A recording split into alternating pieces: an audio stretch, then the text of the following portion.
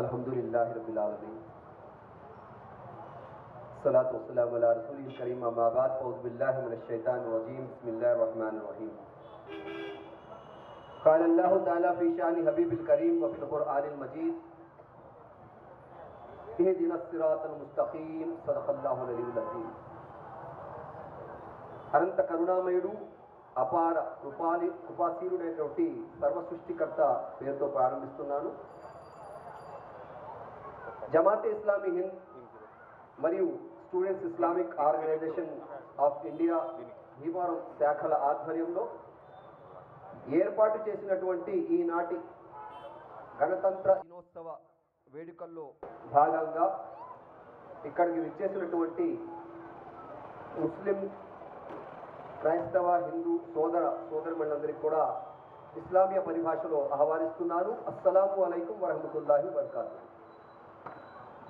సాధారణంగా ముస్లిం సోదరులు ఒకరికొకరు ఎదురుపడినప్పుడు ఈ విధంగా సలాం చేయడం, దానికి ప్రతి నమస్కారంగా ఇంకొకరు వాలేకుం అస్సలాం అని చెప్పడం మనం గమనిస్తుంటాం. భాష తెలియని వారికి, దాని మీద పట్టు లేని వారికి ఇదేమన్నా సీక్రెట్ కోడ్నా, అసలే విద్వేషాలు, అసత్యాలు, ఇప్పుడు ఏఐ టెక్నాలజీ వచ్చిన తర్వాత ఎవరిని ఎక్కడికి తీసుకెళ్ళిపోతున్నారో, ఎవరితో ఏం చేస్తున్నారో కూడా తెలియని పరిస్థితి. ఏఐ టెక్నాలజీతో కూడా మనం చాలా జాగ్రత్తగా ఉండాలి. మన ఫోటో దొరికితే చాలు మనల్ని ఏ రకంగా అయినా వాడేస్తారు వాళ్ళు. సో ఈ పరిస్థితుల్లో మరి ఏమైనా సీక్రెట్ కోడ్ చెప్పుకుంటున్నారా అన్న దానికి దురభిప్రాయం రావడానికి అవకాశం ఉంది. ఈ ఒక్క విషయమే కాదు, అన్ని విషయాల్లో మనకు అర్థం కానిది ఏదైనా కూడా ఇద్దరు కలిసి ఒక భాషలో, మనకు రాని భాషలో మాట్లాడుకుంటుంటే తప్పకుండా 90% యువతల వ్యక్తికి ఏంటంటే నా గురించి ఏం మాట్లాడుకోవట్లేదు కదా అనుకుంటాడు. ఎందుకంటే భాష రాదు కాబట్టి. భాష కూడా అక్కర్లేదు, పక్కకెళ్ళి ఏ సౌండ్ లేకుండా కూడా, సౌండ్ లెస్గా కూడా చెవులు కొరుక్కున్నా కూడా ఇక్కడ గుండె దడేలంటది నా గురించేనేమో అని. ఎందుకంటే నెగిటివిటీ ఎక్కువ, పాజిటివిటీ తక్కువ. సో మరి అస్సలాము అలైకుం అంటే ఏంటి, వాలేకుం అస్సలాం అంటే ఏమిటి చూసుకున్నట్లయితే, అస్సలాము అలైకుం యొక్క అర్థం ఏమిటంటే మీపై దేవుని యొక్క శాంతి శుభాలు కురియుగాక.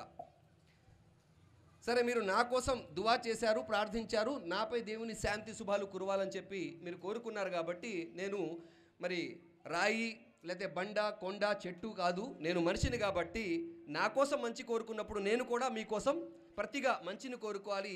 సో నేను కూడా మీకోసం దువా చేస్తున్నాను, వాలేకుం అస్సలాం, ఆ దేవుడు మీపై కూడా అదే శాంతిని శుభాలను కురిపించుగాక. మాషాల్లా.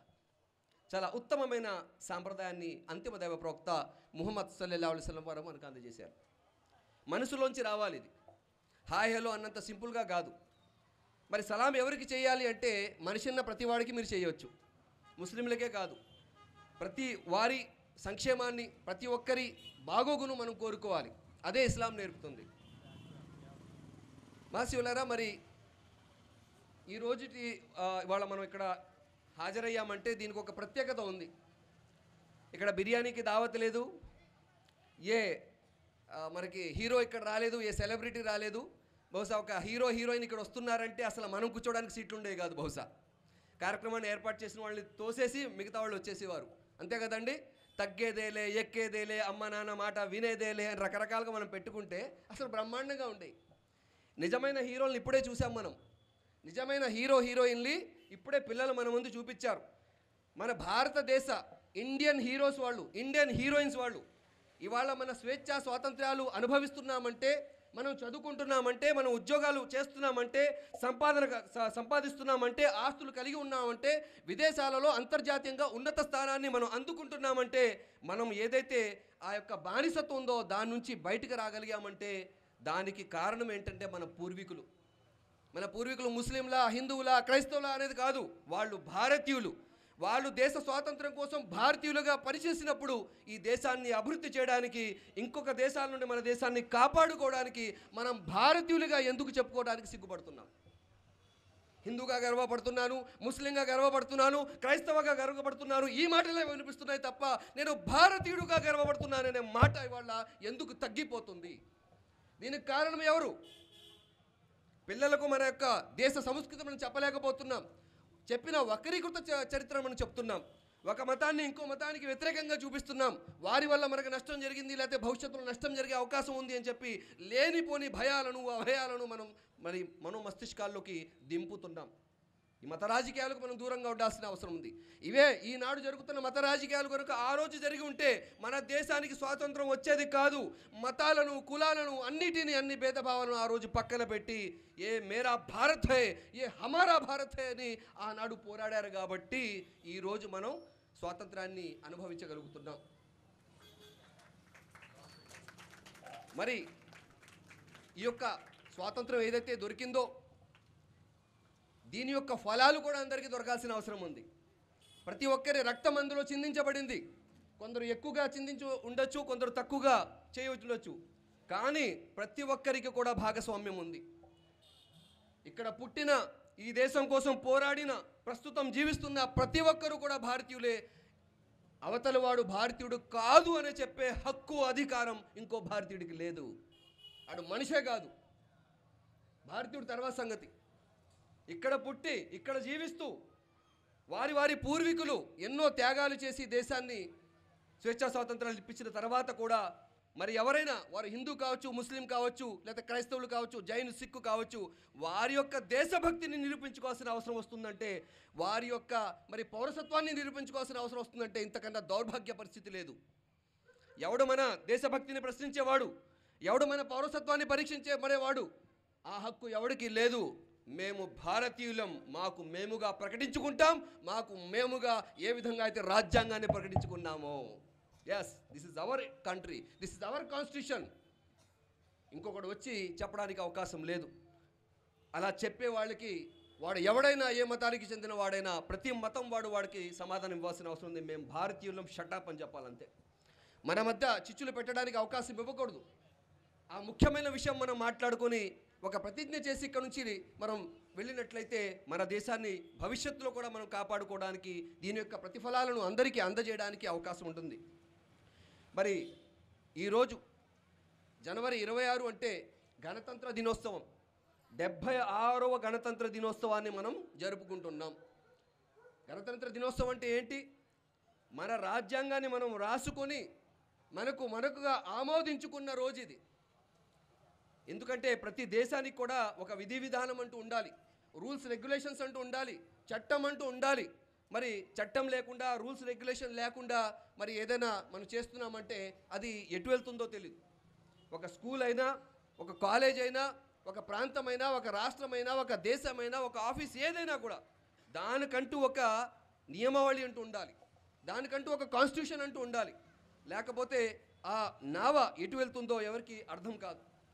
నావికుడి లేని ఓడలాగా అది సముద్రంలో తిరుగుతూనే ఉంటుంది. కాబట్టి మన దేశాన్ని మన పరిస్థితులు తగ్గట్టుగా, మన కుల మతాల ఆచారాల సాంప్రదాయాలకు తగ్గట్టుగా అందరికీ సమాన స్వేచ్ఛ, మరి మాట్లాడే స్వేచ్ఛ, జీవించే స్వేచ్ఛ, మతాన్ని పాటించే స్వేచ్ఛ, సంపాదించుకునే స్వేచ్ఛ, ఆస్తుని కలిగి ఉండే స్వేచ్ఛ, అనేక రకాల స్వేచ్ఛలను మనం చక్కగా అర్థం చేసుకుని, మన గురించి మనకు బాగా ఐడియా ఉంటుంది కాబట్టి ప్రైవేట్ వాడితో రాయించుకోలే, మన వాళ్ళే మరి రాజ్యాంగ పరిషత్ కమిటీని ఏర్పాటు చేసుకుని అన్ని మతాల వారిని, అన్ని రకాల మేధావుల్ని అందులో కూర్చోబెట్టి ఈ యొక్క రాజ్యాంగాన్ని రాశారు. ఇవాళ ఉన్న మనం ఆ రాజ్యాంగంలో ఒక లైన్ కూడా బహుశా రాయలేమేమో. తమ మెదళ్లను టేబుల్ మీద పెట్టి అనేక రోజులు దాని మీద కృషి చేసి దాన్ని ఏంటంటే రాయడం జరిగింది. డ్రాఫ్ట్ ఎప్పుడో సబ్మిట్ చేసినప్పుడు కూడా 1950 సంవత్సరంలోనే ఈ యొక్క రాజ్యాంగాన్ని మనం ఆమోదించుకున్నాం. ఈ రోజుకి ఒక ప్రత్యేకత ఉంది. ప్రతి భారతీయుని యొక్క గుండెలో, హృదయంలో ఒక ప్రత్యేక పవిత్ర స్థానం ఈ రోజుకుంది మహాశివులారా. మరి స్వేచ్ఛ, ప్రజాస్వామ్య, సార్వభౌమ దేశం యొక్క ఆకాంక్షలు అలాగే ఆదర్శాలను ఒక పుస్తక రూపంలో, ఒక కాన్స్టిట్యూషన్ రూపంలో పొందుపరిచిన రోజు ఏదైనా ఉందంటే ఈ గణతంత్ర దినోత్సవం మాత్రమే. మన స్వాతంత్ర్యం కోసం ధైర్యంగా పోరాడిన, తమ ప్రాణాలు కోల్పోయిన ఎవరైతే త్యాగమూర్తులు ఉన్నారో, దేశం యొక్క స్వాతంత్ర సమరయోధులు ఉన్నారో వారిని గుర్తు చేసుకునే రోజు ఈ గణతంత్ర దినోత్సవ రోజు మహాశివులారా. మరి భారత రాజ్యాంగం అంటే కేవలం ఒక చట్టపరమైన పత్రం మాత్రం కాదు, ఒక పేపర్ ముక్కో లేకపోతే ఒక బుక్కో కాదు పక్కన పెట్టేయడానికి. ఇది మనం ప్రతి భారతీయుడు కూడా ఎలా నడుచుకోవాలని చెప్పి నిర్దేశించే గ్రంథం అన్నమాట, ఒక రూట్ మ్యాప్. రూట్ మ్యాప్ లేకుండా మనం ఎటు వెళ్తున్నాం మనకే తెలియదు. కాబట్టి రూట్ మ్యాప్, భారతదేశం ఎలా ఉండాలి, భవిష్యత్తులో ఎలా వెళ్ళాలి, ఉన్న హక్కులు ఎలా మరి కాపాడబడాలి, భవిష్యత్తులో ఏ విధంగా తమ తమ బాధ్యతలు పౌరులు నిర్వర్తించి దేశాన్ని మరి ఉన్నత స్థానంలో తీసుకెళ్ళాలి, మరి నేరాలు చేస్తే దాన్ని ఏ విధంగా శిక్షించాలి, అనేక విషయాలు కూడా మనం అందులో రాసుకున్నాం. అలాగే కుల మత లింగ భేదాలు లేకుండా ప్రతి పౌరునికి సమాన హక్కులు, అవకాశాలు, మత స్వేచ్ఛను ప్రకటించుకున్న రోజు ఈ గణతంత్ర దినోత్సవ రోజు. చాలా ప్రాముఖ్యత ఉంది. కాబట్టి మనం కాదు, మన పిల్లలను కూడా ఈ విషయాలను తెలియజేయాల్సిన అవసరం ఉంది. మన భారతదేశం గురించి మనం మాట్లాడుకున్నట్లయితే ప్రపంచంలో అతిపెద్ద రెండవ దేశం ఏదైనా ఉంది అంటే భారతదేశం. అలాగే ప్రపంచంలో లిఖితపూర్వక అతిపెద్ద రాజ్యాంగం ఎవరికన్నా ఏదైనా దేశానికి ఉందంటే అది భారతదేశానికి మాత్రమే ఉంది. గర్వపడాల్సిన అవసరం ఉంది. భారతదేశంలో పుట్టినందుకు, భారతీయుడిగా జీవిస్తున్నందుకు, ఇంతటి గొప్ప దేశంలో ఉంటున్నందుకు, ఇంతటి గొప్ప రాజ్యాంగాన్ని కలిగి ఉన్నందుకు, మరి ఎన్ని సంవత్సరాలు మరి స్వాతంత్రం వచ్చిన తర్వాత కూడా ఎక్కడ మరి ఎటువంటి చిన్న చిన్న అంతరాలు వస్తుంటాయి. కొంతమంది మత రాజకీయాలు చేసి వారి స్వలాభం కోసం కొన్ని దుష్ట చేష్టలు చేస్తుంటారు, కొన్ని నష్టాలు, ప్రాణాలు పోతుంటాయి. కానీ చాలా అతి పెద్ద స్థాయిలో మాత్రం లాభమే మనకి ఎక్కువగా జరిగింది. మనం ఇవాళకి కలిసే ఉన్నాం. మనల్ని ఎవరు విడదలేకపోయాడు. ఎందుకు ఏ గ్రంథం ఇది కాపాడింది అంటే, మరి ముస్లింలకు ఖురాన్ ఉండొచ్చు, హిందువులకు భగవద్గీత, వేదాలు, పురాణాలు ఉండొచ్చు, మరి క్రైస్తవులకు మరి బైబిల్ ఉండవచ్చు. కానీ అవి వారిని ఆయా మతాల్ని కాపాడవచ్చు. కానీ అనేక మతాలు, సాంప్రదాయాలు, పద్ధతులు, ఎన్నో భాషలు, మరి ఇవన్నీ కులాలు, మతాలు ఉన్నప్పుడు కూడా వీరందరినీ భారతీయులుగా కట్టిపడేసిన గ్రంథం ఏదైనా అతిపెద్ద గ్రంథం ఉంది, పవిత్ర గ్రంథం ఉంది అంటే అది రాజ్యాంగం మాత్రమే, కాన్స్టిట్యూషన్. నా ధర్మం ప్రమాదంలో ఉంది, నీ ధర్మం ప్రమాదంలో ఉంది, నా మతం ప్రమాదంలో ఉంది అంటున్నారు. ఏ మతం ఏ ధర్మం ప్రమాదంలో లేదు. ఎప్పటి వరకు లేదంటే రాజ్యాంగం ఎప్పటి వరకు ప్రమాదంలో లేదో అప్పటి వరకు ఏ ధర్మం ఏ మతం కూడా ప్రమాదంలో లేదు. రాజ్యాంగాన్ని మార్చేయాలి, రాజ్యాంగాన్ని తీసేయాలి, ఆ రాజ్యాంగం స్థానంలో ఇంకోదేదో తీసుకురావాలంటే ఒక్క ధర్మం కాదు, అన్ని ధర్మాలు, అన్ని మతాలు ప్రమాదంలోకి వచ్చేస్తాయి. ఎందుకంటే భారతదేశం యొక్క గుండెకాయ ఈ రాజ్యాంగం. అటువంటి రాజ్యాంగాన్ని కాపాడుకుంటామని చెప్పి మరలా మేము ఇక్కడ మరి సభాముఖంగా తెలియజేస్తున్నాం. ఎందుకంటే మేమంతా భారతీయులం. మా ప్రాణాలైనా వదిలేస్తాం, కానీ ఆ రాజ్యాంగాన్ని మార్చే అధికారం, అవకాశం ఏ ఒక్కరికి కూడా మేము ఇవ్వము, బతుకున్నంత వరకు ఇవ్వము. ముఖ్యంగా భారతీయులుగా చెప్తున్నాము, ముస్లింలుగా కూడా చెప్తున్నాము. ప్రాణాలని లెక్క చేయని దేశం కోసం ఏదైనా జాతి ఉంది అంటే ముస్లిం జాతి. అలాగే అనేక జాతులు, అనేక మతాలు వాళ్ళు కూడా ఈ యొక్క దేశం కోసం ప్రాణాలు అర్పించే వాళ్ళు ఉన్నారు. దేశం కోసం ప్రాణాలు తీయడం కాదండి, దేశం కోసం ప్రాణాలు ఇచ్చేవాళ్ళు కావాలి. భారతీయతను ముందు అర్థం చేసుకోవాలి. భిన్నత్వంలో ఏకత్వం ఏదైతే ఉందో ఇదే మహాబలం. ఈ బలాన్ని విచ్ఛిన్నం చేయడానికి కొంతమంది ప్రయత్నం చేస్తున్నారు. ఎప్పుడైతే మనం ఈ విధంగా విడిపోతామో ఇంకా మనల్ని బయటవాడు వచ్చి అణుబాంబు వేసి చంపాల్సిన అవసరం లే. మనమే ఒకళ్ళొకరు చంపుకుంటాం. హిందువులకు ముస్లింలు ప్రమాదంగా కనబడతారు, ముస్లింకు హిందువులు ప్రమాదపడతారు, వాళ్ళిద్దరికి క్రైస్తవులకు ప్రమాదం కనబడతారు, క్రైస్తవులకి వీళ్ళిద్దరు ప్రమాదంగా కనబడతారు. లేనిపోని అపోహలు మాత్రమే. లేని విషయాన్ని చూపించి అదిగో ఎవడో బూచోడు చూస్తున్నాడు, నిన్ను ఎత్తుకుపోతాడు అని చిన్న పిల్లల్ని ఏ విధంగా భయపెడతారో అన్నం పెట్టడానికి అమ్మ తల్లులు, ఆ విధంగా ఈ యొక్క దేశాన్ని అమ్మేయాలని చూస్తున్న వాళ్ళు మాత్రం అదిగో ఆ మతం వాడితో నీకు ప్రమాదం ఉంది, ఈ మతం వాడితో ప్రమాదం ఉంది అంటున్నారు. నిజంగా మనకు చెప్పండి, మనకు తెలిసిన హిందూ సోదరుడు మనకి ఏమన్నా మోసం చేశాడా? మనకు తెలిసిన ముస్లిం సోదరుడు ఏమైనా మోసం చేశాడా? క్రైస్తవ సోదరుడు ఏమైనా మోసం చేశాడా? వ్యక్తిగతంగా ఏమీ చేయలేదే. అందరూ బాగా కలిసి ఉంటున్నామే, ఒకరి పండుగలకు విషెస్ చేసుకుంటున్నామే, శుభాకాంక్షలు తెలియజేసుకుంటున్నామే, వారి పెళ్లిలో మేము వెళ్తున్నామే, మా పెళ్లిలో వాళ్ళు వస్తున్నారే, శుభకార్యాలకు అశుభకార్యాలకు ప్రతిదానికి మేమంటూ ఉన్నాం. ఎందుకంటే you are Indian, I am Indian చెప్పి మనం కోఆపరేట్ చేసుకుంటున్నాం కదా. మరి యొక్క అభద్రతా భావన ఎవరు సృష్టిస్తున్నాడు? లేని విషయాన్ని ఎవడు కల్పిస్తున్నాడు? ప్రతి ఒక్కరూ కూడా గమనించాలి. ఎక్కడి నుంచి వస్తుంది ఈ యొక్క భావన? ఒక ప్రత్యేక శక్తులు, కొన్ని అసాంఘిక శక్తులు దీన్ని ప్రేరేపిస్తున్నాయి. లేనిపోని విద్వేష వార్తలను అవి వ్యాప్తి చేస్తున్నాయి. ఒక విషయాన్ని పదే చెప్తే అవును కాబోలు అనిపిస్తుందంట. మనిషి యొక్క మానసిక పరిస్థితి అది. ఒక పండితులు వారు గృహప్రవేశం చేస్తే ఆవు దూడ ఇస్తే రెండు పట్టుకెళ్తుంటే దొంగలకు కనబడి ఆయన దొంగలు ఏం చేశారంట, ఏంటి మీరు ఏంటి ఈ గాడిదను పట్టుకెళ్తున్నారేంటి అన్నారంట. ఊరుకోరా పడుద్దా, ఇదేంటి ఆవు, ఇది గాడిద ఏంటి అని చెప్పి ఆయన అలాగే మొత్తానికి ఆవును ఏదో తీసుకెళ్లారు. మళ్ళీ ఇంకో దొంగ కూడా ఎదురయ్యాడు, ఆయన కూడా అలాగే ఉన్నాడు. ఇదేంటి ఇది నాకైతే ఆవులా కనబడుతుంది, ఇది గాడిద కదా అనుకున్నారంట.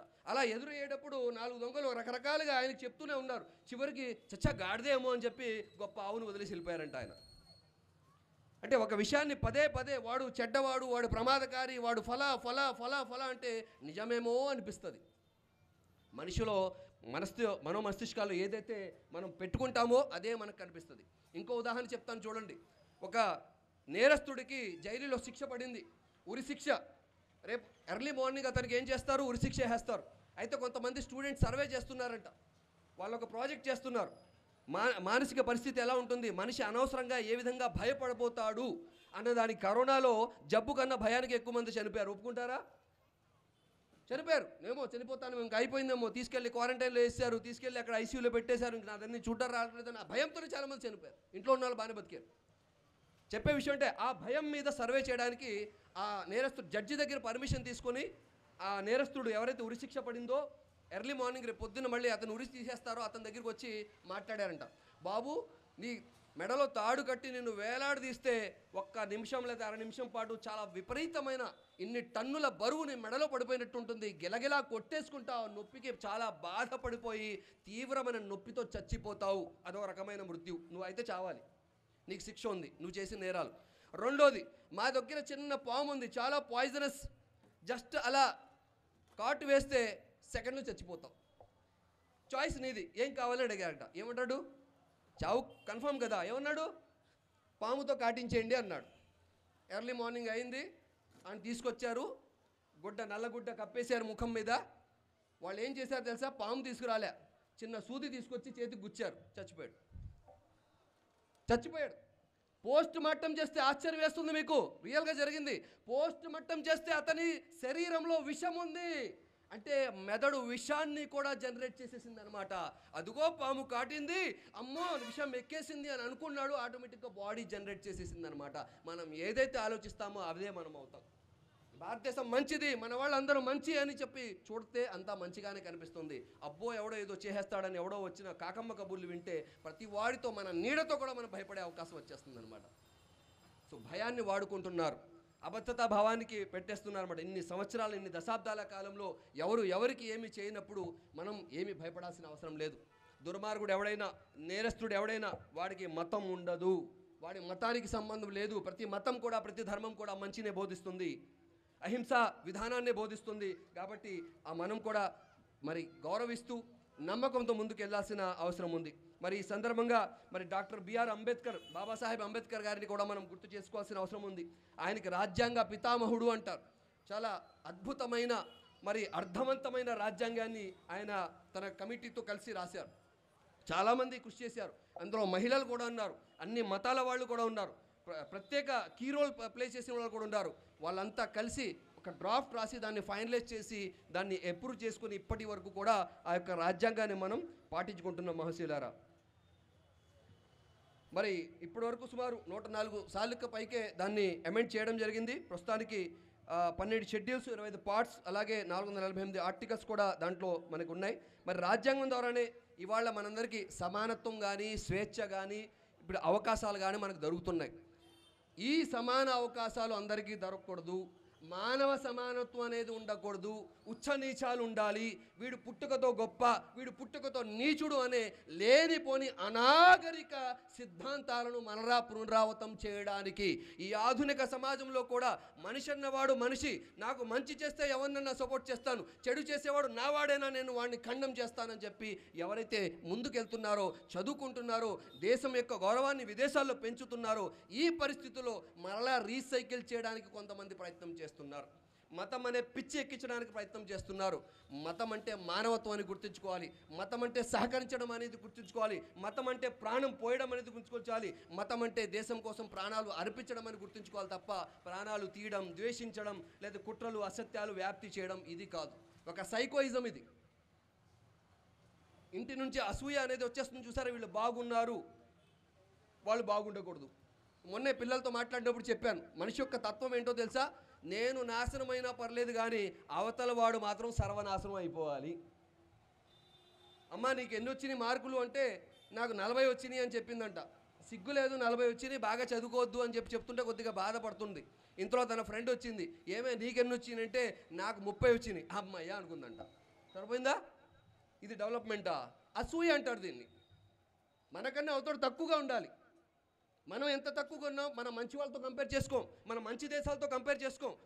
మిగతా దేశాలు ఏ స్థాయికి వెళ్ళిపోయినాయి, దేని గురించి మాట్లాడుతున్నారు, అంతరిక్షంలో వెళ్ళిపోయి ఏ టెక్నాలజీ ఏ ఇన్నోవేషన్ చేస్తున్నారు, వాళ్ళు అక్కడికి వెళ్ళిపోతుంటే మళ్ళీ మనం భూమి తవ్వుకుని భూమి లోపలికి వెళ్ళిపోతున్నాం.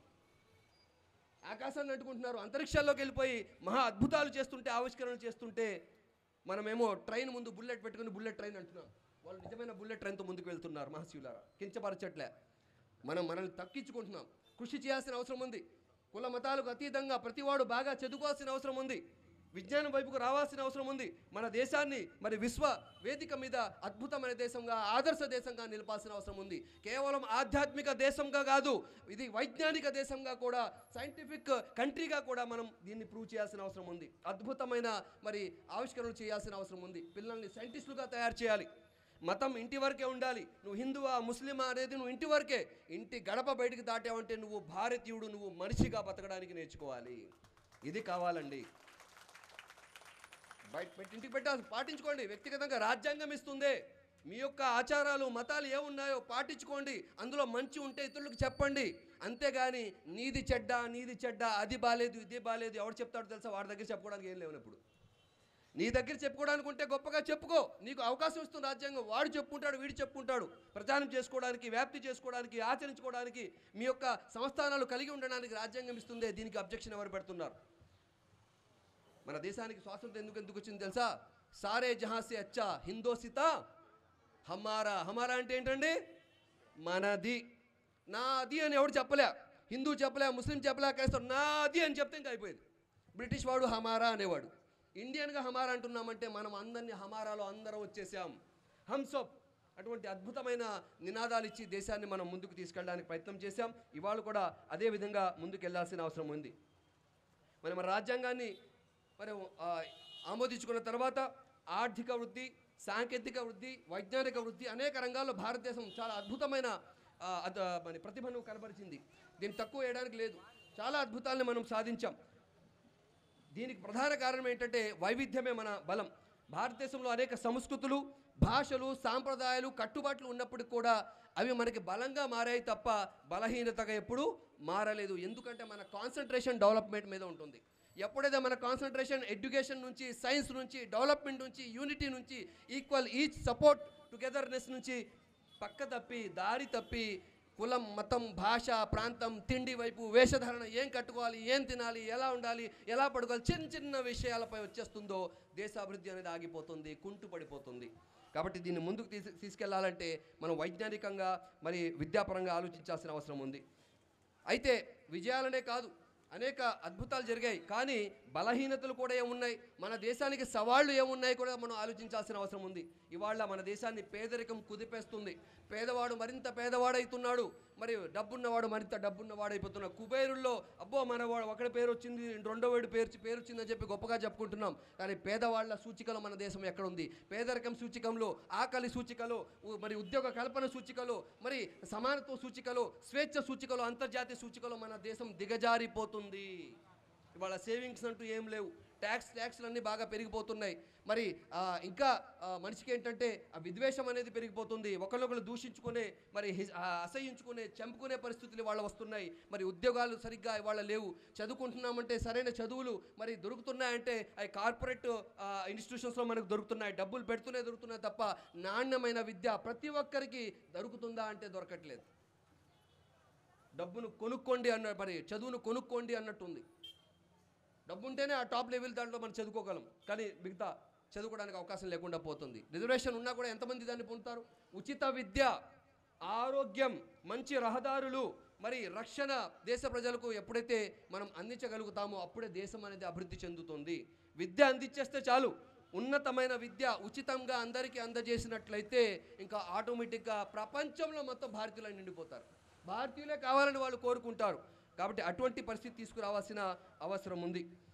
మరి ఇవాళ మహిళలపై ఎన్ని దౌర్జన్యాలు జరుగుతున్నాయి, ఎన్ని చట్టాలు తీసుకొచ్చినా, నిర్భయ, అభయ, ఫల, భయ ఏది తీసుకొచ్చినా కూడా రోజు రోజుకు మహిళల మీద మరి అఘాయిత్యాలు జరుగుతున్నాయి. నీ ప్రభుత్వంలో ఎక్కువ జరిగినాయి, నీ గవర్నమెంట్లో జరిగినాయి, నీకు చేత కాలేదు, నీకు చేత కాలేదని ఒకళ్ళొకళ్ళు తిట్టుకుంటున్నారు. ప్రభుత్వాలు మారిపోతున్నాయి కానీ పరిస్థితులు ఏమీ మారడం లేదు.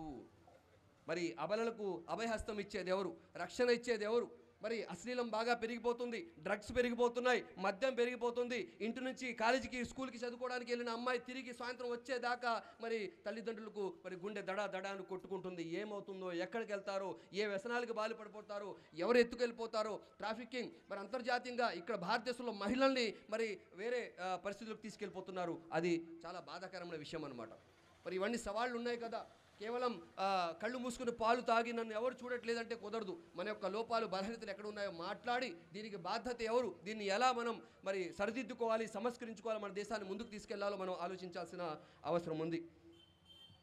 మాసీలరా, మరి స్వాతంత్ర సమరయోధులంటే మహాత్మా గాంధీ గుర్తుకొస్తారు, జవహర్లాల్ నెహ్రూ గుర్తుకొస్తారు, మరి కొంతమంది వల్లభాయ్ పటేల్ లాంటి వాళ్ళు, మౌలానా అబుల్ కలాం ఆజాద్ లాంటి వాళ్ళు గుర్తుకొస్తారు. స్త్రీలలో చూసుకున్నట్లయితే ఝాన్సీ లక్ష్మీబాయి గుర్తుకొస్తారు, ప్రీతిలత వడ్డేదార్, అలాగే సరోజిని నాయుడు, కొంతమంది గుర్తుకొస్తారు. కానీ అసంఖ్యాకమైన అనేక మంది మరి మహిళలు, పురుషులు ఈ యొక్క భారతదేశ స్వాతంత్ర సమరంలో పాల్గొన్నారు.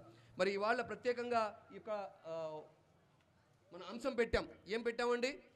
ముస్లిం స్వాతంత్ర సమరయోధులు. ఇదేంటండి స్వాతంత్ర సమరయోధులు అంటే ఇంకా మతం చూస్తారా అందులో అనొచ్చు. ఎందుకు చూడాల్సి వస్తుంది? దాని తర్వాత మళ్ళీ ఇంకో మాట ఎందుకు రాశాం? భిన్నత్వంలో ఏకత్వం యొక్క ప్రాముఖ్యత ఏంటి, ఎందుకు అవసరం? ఎందుకంటే అదే నిలబెట్టింది కాబట్టి.